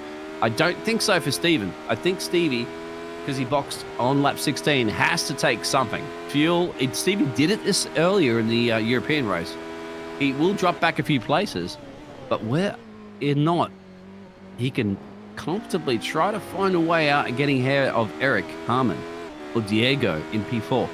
I don't think he's going to be able to cover off Lucas at this point. Lucas is, 21 seconds to change down the road, and I believe Lucas is going to do one of those 2-second pit stops, so it's going to be close. Well, we're going to see the gap between them, 21 seconds. Lucas looks quicker. Lucas has been quicker on the average pace the whole evening long. However, though, like we saw last week, it's not only a case of being quicker, Biggles, it's a case of keeping it on track too. That's what missed last time round, of course, for Arturas Condelis. And so sad to see that he was really quick.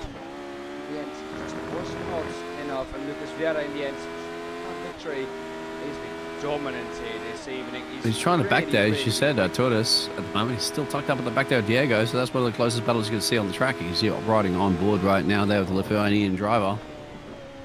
Now, it's a matter of just driving like you can, driving your pants off there, and whether or not there be a mistake. And there's is that a blink?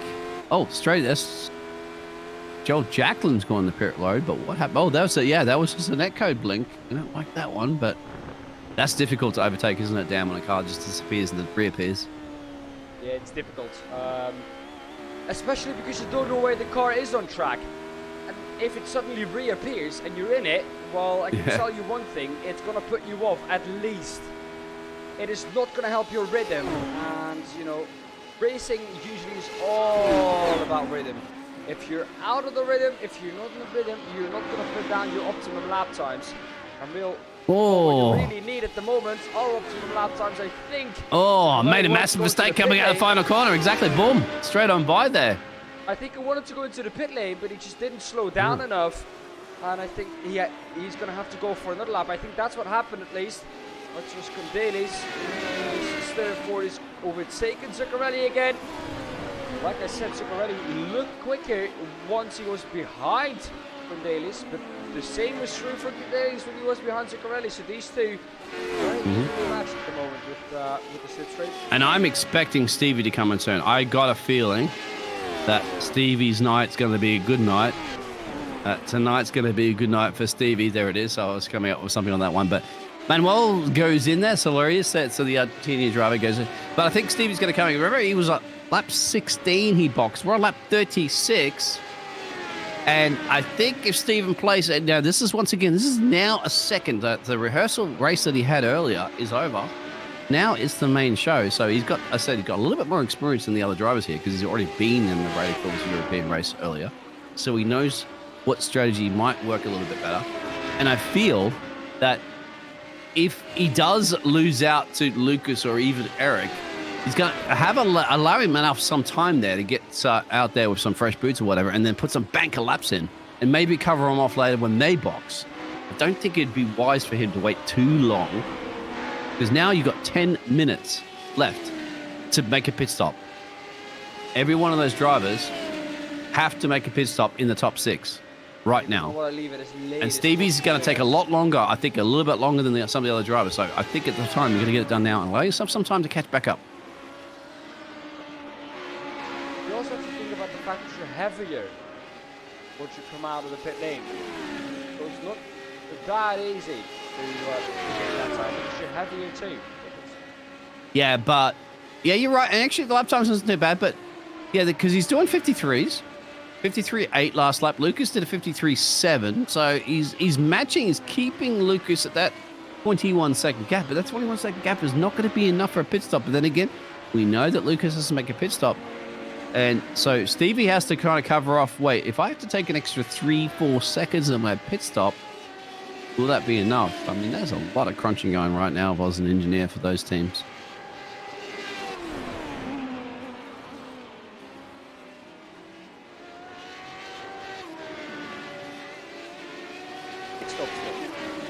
Excuse me, they couldn't hear me on stream, I just realised. Yeah, and let everybody know, Diego running in P7 is the only one that's made his second pit stop. He's the one that's leading the second pit stop crew, put it that way. Yeah, well, the whole top 6 still has to make their pit stop. And because it's mandatory. 2 pit stops are mandatory, so they have to make it. And Steven plays, the only thing he needs to make sure is that he doesn't lose 21 seconds in the pit stop that he's going to have to make. If we look at the average of he's the going other to have to. He will, I think. Well, the average of the other drivers is about 1 minute 7, 1 minute and 10 seconds. And the average of just the pit stop without anything, just maybe a little bit of splash and dash, maybe just 2-3 seconds, is about 33 to 34 seconds. That is by my calculations, which you know, Biggles, and everyone on this channel knows, are not always correct, but I do think I got this one. That is more than 21 seconds. So that's what I'm saying. I don't think he can clear Lucas, but can he clear Eric at P3? That's the thing. That's 27 seconds. I think that's his target. Now, if he does somehow miraculously beat Lucas, absolutely fantastic. But I think the problem is definitely Eric. He's got to find a way of clearing Eric. Now, Eric's last lap time, a 54.86. Steven's a 53.7. So whatever it is, Stevie's still quicker.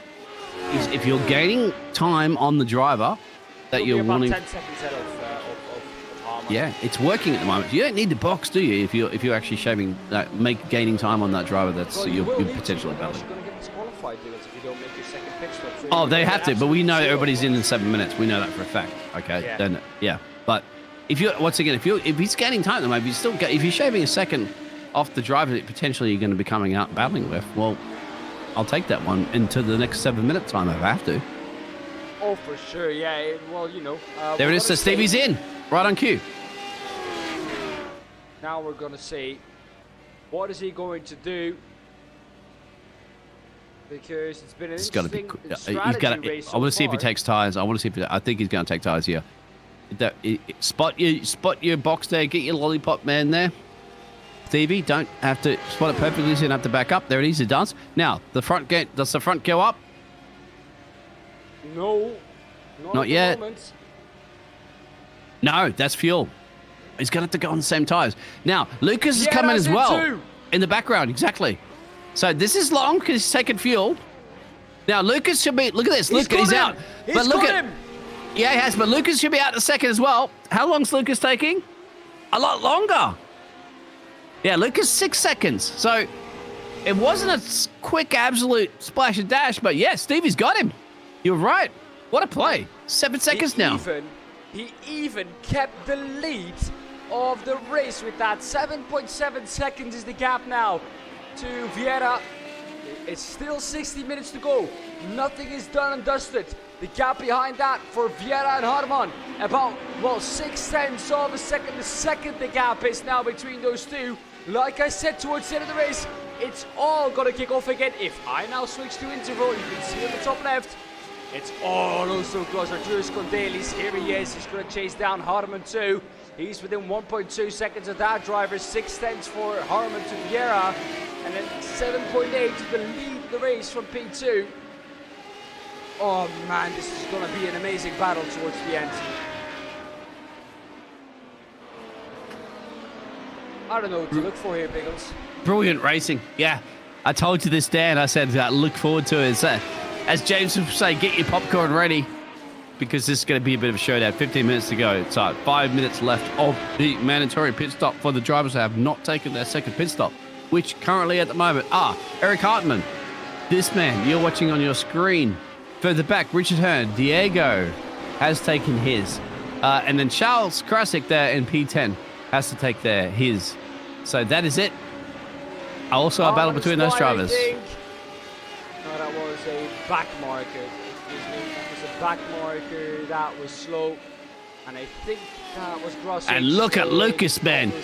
Look at, well, Lucas now. Where is he at the moment? I'm seeing that sort of stuff. So Eric, actually, that's my apologies. Eric on Lucas, but then Lucas has made his pit stop, so he shouldn't be too worried too much about Eric Hartmann, as he knows that Eric has to go and visit pit road. But the problem is at the moment, Lucas is not thinking about that. Actually, got past. Lucas is thinking about 7 seconds to gain and 14 minutes to try to take Stephen's place away from Stevie. Sorry, Stevie. Every single time your name's there, I just have to do those. Stevie doesn't mind it, I'm sure. And it looking like we'll be talking to Stevie at the end of this race anyway for an interview, as he's probably going to be somewhere on the podium, if not definitely the top step. Well, 7.7 seconds. The gap not really coming down rapidly from Lucas Vieira. It is coming down, but at the moment, the pace that it's coming down at would not be enough to challenge him for the lead towards the end of the race. He needs to gain a lot more time a lap. That's a lot. That's a mountain, isn't it? As Richard Hearn's in pit road as well. He needs to gain about a second a lap here. Will he clear Diego? Will Diego clear? I mean, again.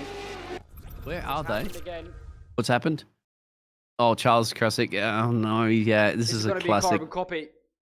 This is the final corner, actually. No, people have dropped it around here. Carbon copy of what happened just earlier on. It was actually dead. You're right. Am I seeing a replay of the replay? No. No, it's live. It was live, and there's a replay now. Also, Okay. Diego Zuccarelli has gone round. Zuccarelli, after having such a good, first half of the race, he's gone round, and that is coming down into turn 6, I think that is. And he just lit the rears up on exit, spun it round, reversed back, and he's turned it back onto the track, and is back underway, chasing lap again. Man, TJ's sharp out there. He was saying Jacqueline has gained 8 seconds of Krasik in his pit stop, and then I think he just realized on the replay right now exactly the reason why it happened. Look at Lucas! Fastest lap, but is it not fastest enough? Because as quick as he's been, a 53.17. I told you they're going to be exchanging fast laps towards the end of the race, my friends. It cools down a little bit, and they get more comfortable. The gap was between them last time round. Half a second quicker was Vieira. It's not going to be enough. That would not be enough. No. Because Stevie has been matching the pace of Lucas all race long. And at the moment, Stephen, got to remember, Stephen gained 1 place at the moment there, and Lucas losing 1. So I think that early pit stop strategy that Stephen had done, and he did it earlier in the European, and once again, he had that rehearsal, so he learnt what happened before in the race, has paid off. Because you saw that the pit stops, it paid off. I think the man that could challenge him, the man could have beaten him today, is Lucas, and unfortunately for Lucas, Stevie just nailed the right strategy. Oh, And he's also got the coming out pace of the pit too. lane. Yeah, okay. That's cold tires, warm heart moment here. No, it's actually the overtake from Jacob Zuccarelli on Eric Harmon. But Eric Harmon out by the pit lane, so not a lot that he really could do there. I thought that overtake was a bit more spectacular. But, So Chris Karsek is the only one that has to get in the pit road right now in a minute. 1 minute. He's the only one that has to take, the car 53. He's having those moments, and that's probably not the best time to take a moment as well, too, as we mentioned. Now he's got 54 seconds to get in the pit road. Well, where is he? Down the back straight, he's gonna have heading to into go this sunset. lap. He has to get in the pit road right now, otherwise that'll be a penalty. He should have enough time, 44 seconds. I hope he's But aware do you of have that to one. exit pit lane 2 within that time? Is it Yep. pit exit He that closes, goes- or he's just gotta- pit entry? Going in. There it is. He gets it in time. Bang, yeah. Oh, 31 seconds to change. That's the second time, as I said today, that somebody took it to the absolute limit Yeah. of a punishment from being penalised or not. And good on you, Charles. I was so glad you got in there in time, mate. I don't want to see any driver disqualified from a race. It's not how you want to see a race being decided. However, how we do want to see a race being decided, Biggles, is by a battle on the last lap. Lucas Vieira in second place, 6.7 seconds back on Stephen Place at the front of the field. Arturos Kundelis behind that, 29 second. Here he is a little bit further back. James is already 9.7 seconds back of that. But he has the chasing Eric Harmon behind him, so he's going to try and chase him down. Richard Horn, though, he has now gone past start finish, and he is into 6. So many drivers, P3, 4, 5, 6, and 7, staying where they are in qualifying. Basically, the only switches we've seen so far is for the lead. Well, and don't forget about Scotty here, Marzi. Scotty Callahan. Yeah. He's done really well. We're not 100% sure about the situation, whether there's penalties or whatever, but he's fought his way back, believe it or not, to P8. You gotta remember, this is a strange driver that didn't set a time or 7 qualify. Started last place. Had a massive gain at the start. We believe it was some sort of penalty for possibly a jump start. Fought his way back. He's been in the wars a couple of times. Fought his way back. And currently at the moment in P8 getting 4 positions still. So I'd be very, very happy with that, mate. I am a proud Australian if you get that result done, living for the rest of the race. We'll see at the moment, but I don't think anything Lucas can do about Stephen Places. Because now Stephen Places, it may be about half a second sometimes a lap slower, but there's not enough time. 8 minutes to change to go. That is what's left in this race. About 8.5 minutes to go, a little bit less. And the gaps at the front are ever closing. Lucas Vieira 6 seconds up front. It's not enough. He's not doing enough at the moment. He's gonna get close, but he's gonna rely on a mistake from Stephen Place to take place. There we go. Take that punt. Now you're getting those punts going there, Dan. Yeah. Also, the battle brewing up between Diego Rivera and Eric Hartmann. So they've done enough to their pit stops for the last time. That's 26 and 617 machine. That's crucial. I think Lucas, if anything, I would know, knowing you're leading the championship at the moment, I would just settle for a P2. That's good points anyway, and take it at heart like that. It's not too much you could do if 6 seconds and change down the road when they're practically balanced now on lap times. But Eric has an opportunity. That's the thing. Eric doesn't have to think about anything. He doesn't think about 6 seconds. He has to think about 8,000ths of a second to the man up the road. Remember, everyone face, welcome into YouTube chat too. You join us for the closing stages of the Radical SR8 America's World Series. Once again, the 90-minute race here. We've had about 78 or 78, 83 minutes of those 90 already. And we're into the last 7 minutes now. The gap between P1 and P2, 6 seconds at the moment. The gap between Zuccarelli and Hardeman, 7/10 of a second after about, well, 8 hours, or 8 hours. You're thinking about minutes of racing. Yeah, I was thinking about hours instead of minutes for some reason. But No, you're thinking about the endurance race that we did earlier this week, my friend. That's probably the reason why. That was about 6. But yeah, I told you this at the start of the hour, didn't I, Dan? During the European version earlier today, obviously watched that one back there on JP Broadcasting Network. It came down to the wire between drivers. And once again, we're seeing the similar situation. Doesn't matter. You can put these radical motorsport racing drivers anywhere in the world, anytime, any place, and they're still going to find a way of being within a second of each other in the dying stages of race.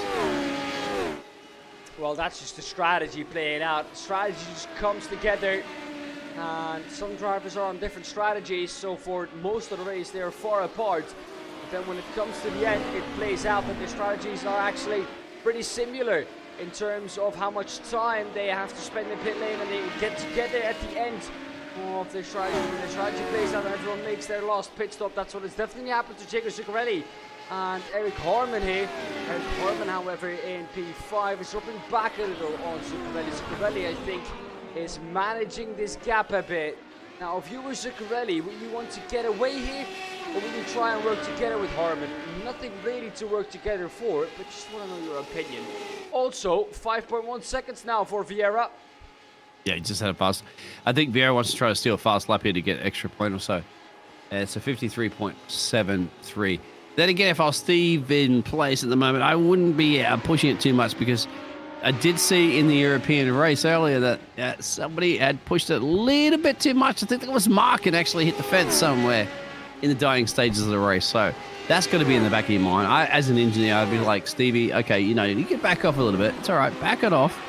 You got gap. You got time. And don't drive like me, Stevie. Otherwise, you'll be 10 seconds a lap slower. Just you can afford to lose half a second a lap. It's okay, because what's more important is that you're going to be still crossing the line first, rather than pushing it too much, making a little mistake, and then throwing away a fantastic race win that's well deserved and coming your way. You can hold on for 4 minutes and change. Well, you lost about 6/10 on the last lap. That is still, however, within the margin that he has. So those 6/10 are still within the margin that he has to time back to Lucas Vieira. We're into the last 4 minutes of this race right about now, and Lucas Vieira has done everything he needed to do. It's got to clear traffic too. Really take here. It's got to clear traffic with a very dinged up machine up the road there too. Is that Scotty's machine that's dinged up? It is. Scotty running in P8. He's 4 positions gained there, of course. But I think Scotty's going to want to hold him up too much here. We've heard about James's blue flag rules in the past, right? And trust me, if you haven't tuned into JPB Broadcasting in the network before, you've not heard James's views on the blue flag situation. But right now, still the battle's brewing, of course, for the potential P4 position. Can Diego hold off this man on your pitches for essentially maybe 2 to 3 laps at best? Could he set a late dive bomb there, Dan? And also, you have to remember, risking it for the biscuit, my friend. How many points potentially are you going to be losing? If you get the overtake done, yeah, you gain a couple of points. But if you get it all wrong, you're just throwing away a P5. Oh, yeah, so he's going to have to watch out. And like we said last time out at Zandvoort too, championships are not won by being quick, Biggles. Championships are won by being consistent, being there, even on your bad days, making it look like it was a good day. Well, that's definitely what Harman has done so far, but someone who has done that even better is Stephen Place. He's been up there. Lucas Vieira is not going to be a 2-time winner in this series as far as Stephen Place is concerned. Has to keep it on track though for 2.5 minutes. Good snap for Eric Harman. I think 2 laps left here for the leaders, and then we will have the checkered flag. So 1 lap for the white flag, and then 1 lap after for the checkered flag as per normal. How bumpy it is. Mate, it's like Martin Brunner would say. I said this earlier as well too. It's like, you know, I mean, okay, you don't have 50p coins, right, in the UK, but sorry, in Europe, but we have them in Australia. Just imagine, like, you know, the coin that's like got square edges, or so I can't remember, hexagons, octagons, whatever.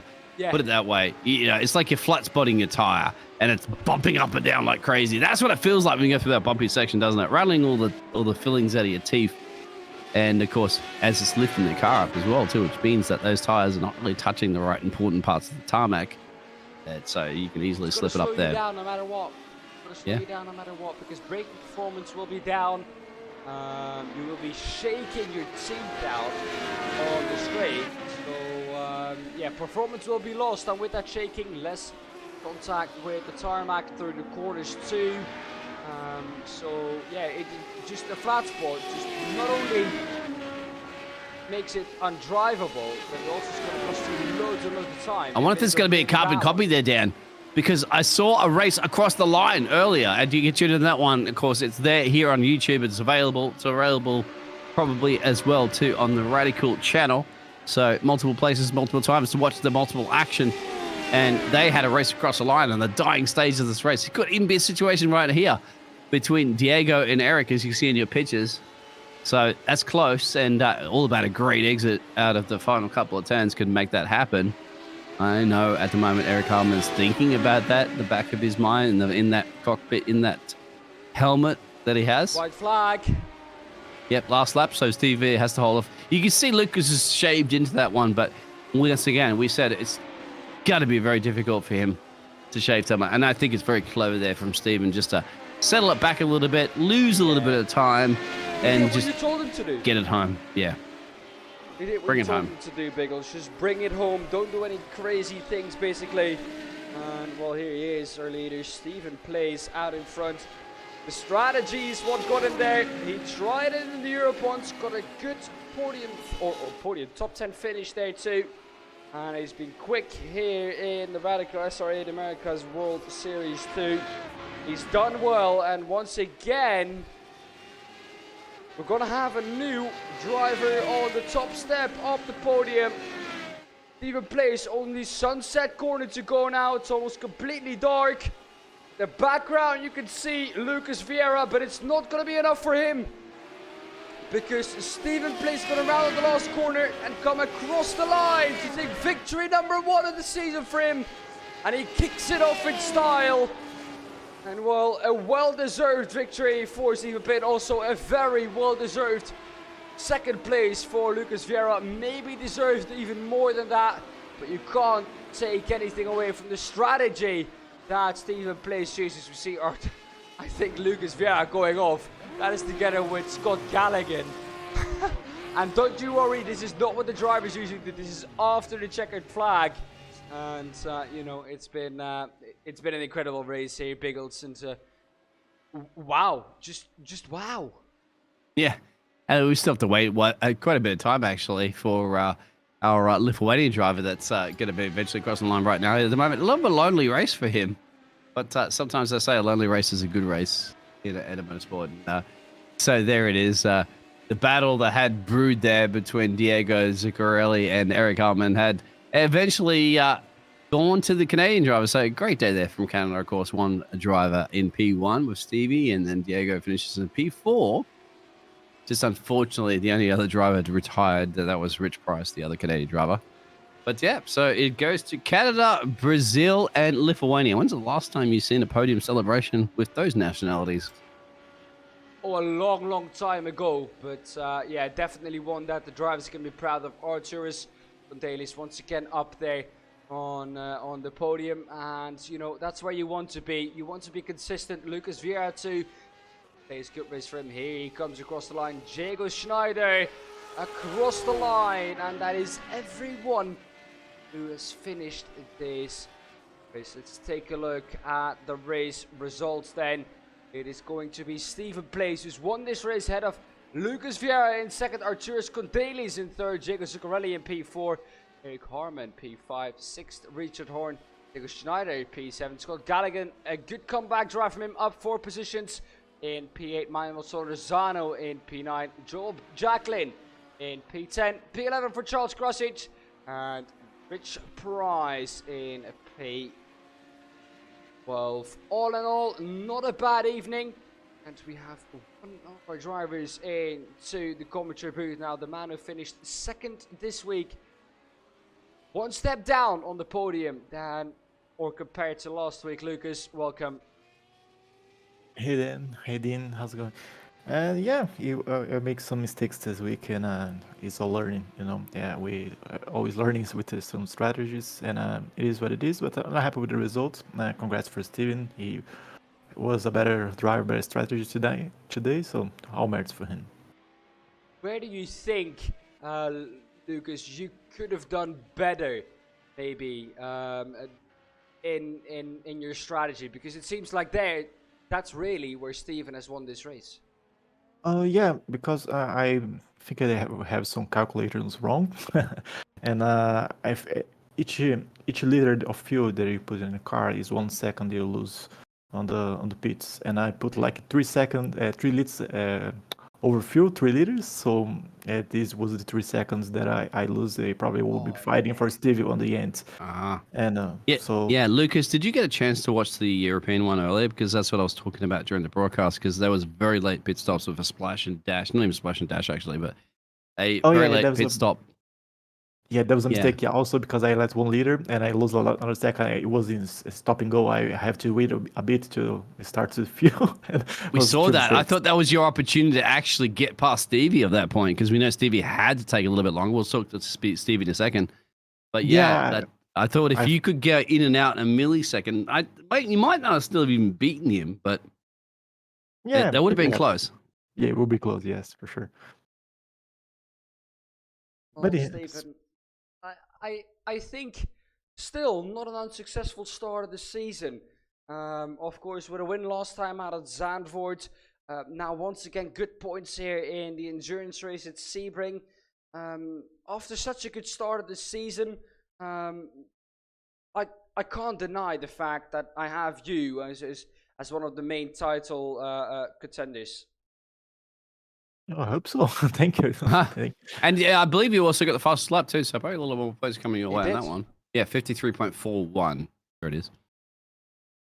Fastest lap of the race too for Lucas. Well, Lucas, all in all, I think an evening not to be sad about, to be mad about. A good evening of racing. Just strategy maybe next time that needs to be refined. But all in all, I think good evening of racing for you. Yeah, thank you. I would like to appreciate the job you guys are doing. It's amazing to watch the broadcast later. So all merits for you too, guys. Thank you, Lucas. That was Lucas, of course, man who finished second this evening.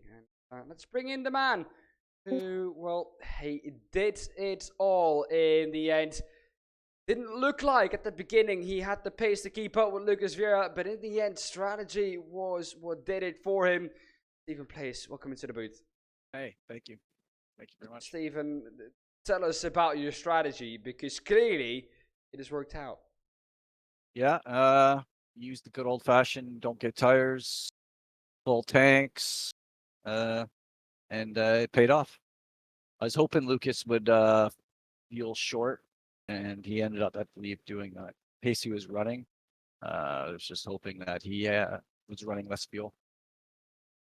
Yeah, well, what did you think when you saw, of course, in the end, Lucas catching up by about half a second, 8/10 a lap? Did you know you had him covered, or did you have to push for it? Yeah, I knew I had him covered as long as I didn't make a mistake. He would pull it. He'd get a 10th here and there, but overall, if I just didn't make a mistake, I was good. And near the end, I started making a little mistake here and there, but yeah, it was good. That's my first win on one of these telecasts. I've been working at it, so quite pleased. It's been a long month of Sebring, I'll tell you, running for the 12 hours and SR10, SR8. I've done more laps here probably than, so. Well, Stevie, you did it earlier today. I was talking to Dan about that. You're the only driver in the grid that was in both the Americas and the European. You did a similar strategy tonight. than you did earlier, and which was offset to everybody else. And I was saying to Dan, like, hey, you've had your dress rehearsal, right? And now this is the second time as a showdown. And I thought, this could pay off because you've got the advantage, of course, of that other 90 minutes that you did earlier. And it paid off, didn't it, Steve? You hit the nail on the head. My first race today, I pitted with 20 liters still left and threw in another 21 liters and ran semi-heavy. This time I ran it right out, and I think that was the difference of me running those fast laps on low tanks was the difference to win tonight. Yeah, it was close, wasn't it? And especially with because you saw that earlier, and once again, we say tune into that one in the European division, which maybe some of the drivers should have been tuning into that race earlier to see how that strategy had panned off. That I knew that you had to take a little bit more time and fuel. You didn't take tires actually in that last pit stop, but you had to take some fuel. And I was wondering if Lucas could just take a splash and dash, just stop on your pit. Not even a splash and dash, stop on your pit stop and then just go like they did in the European ones. But he had to take it, as you just mentioned before in the interview. And at that point, you're like smiles all around. You had it in the bag on that one, and that's it. You perfected that strategy from earlier today because you also. Just to relate to everybody, what position did you finish against, Stevie, in the European? I got pipped by my teammate in 6th position. 6, yeah. yeah. Okay, I told you Danny was in the top 10. Okay. Yeah, Hey, they will. Europeans are strong. I'll tell you, they're a strong bunch. We had 8K I rating drivers in that field as well too. And of course, Lucas is a 6.6K. You're a 4.3. That's no slouch, of course, my friend. But some people say I rating doesn't mean anything if you can win races all the time. Yeah, it's just getting race experience. That's all. When it really comes down to it, it's just lack of mistakes. But I want to shout out to Lucas because, Lucas for many years has always been someone I've always looked at as one of the fast guys, and just even to remotely stay with him is such an accomplishment. But shout out to Lucas because he's a really good guy. Thank you.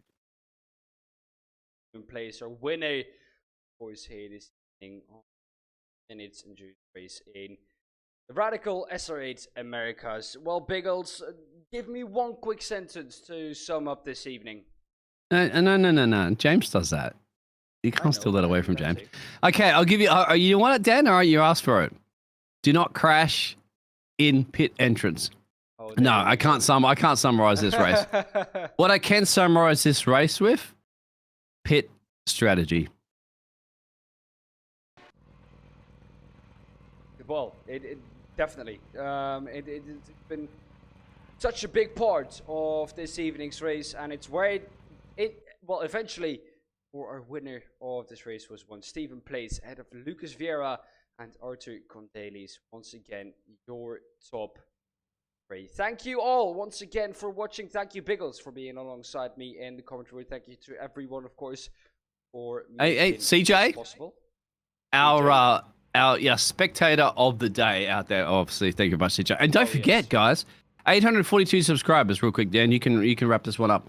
842 subscribers. Just to let everybody know that our famous boss man, James himself, that runs this broadcasting network, that has brought us here together, has promised us if we reach 1K before May the 20-something, I believe it is there, Dan, he's going to start doing some food podcasts or at least adventure podcasts of his Spanish holiday that'll be coming up in the future. So let's do it. We want to see that, don't we, Dan? So hit that like and subscribe button, please, so that we... James doesn't believe it's going to happen, but Dan, I believe it's going to happen. Oh, well, if that's the challenge, well, I'm going to get some fake accounts and who doesn't want to see that happen? But yeah, it's been an incredible evening of racing, Biggles. Thank you for you being alongside me in the commentary booth. Of course, thank you everyone for being in chat, being so active. CJ, of course, you. Thank you for being in never-ending winkle face. Thank you for being in the chat too, and everyone else who I might have missed. Of course, Biggles, who's always first in chat. Thank you once again, and of course to everyone who made it possible. To all our sponsors, of course, and well, just like last week, it was amazing to have you here. See you next time out, of course. Till then, stay safe. Bye-bye.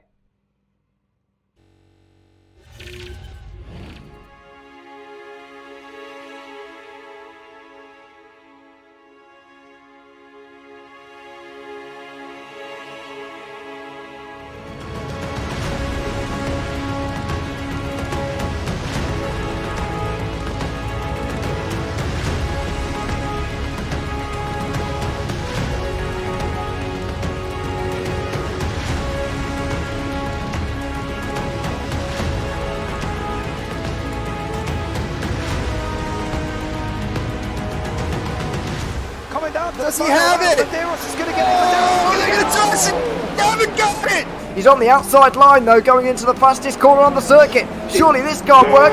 Dominic Ligner has got a sensational run outside line now though for the heavy braking zone. Around the outside goes the Audi R8. Look how much Miller's caught back into play. Exactly. Miller's still start chopper. He's not on second and change. All of a sudden, Miller's back in play. Can Barry do it? Big Barry's going to do it. Big Barry.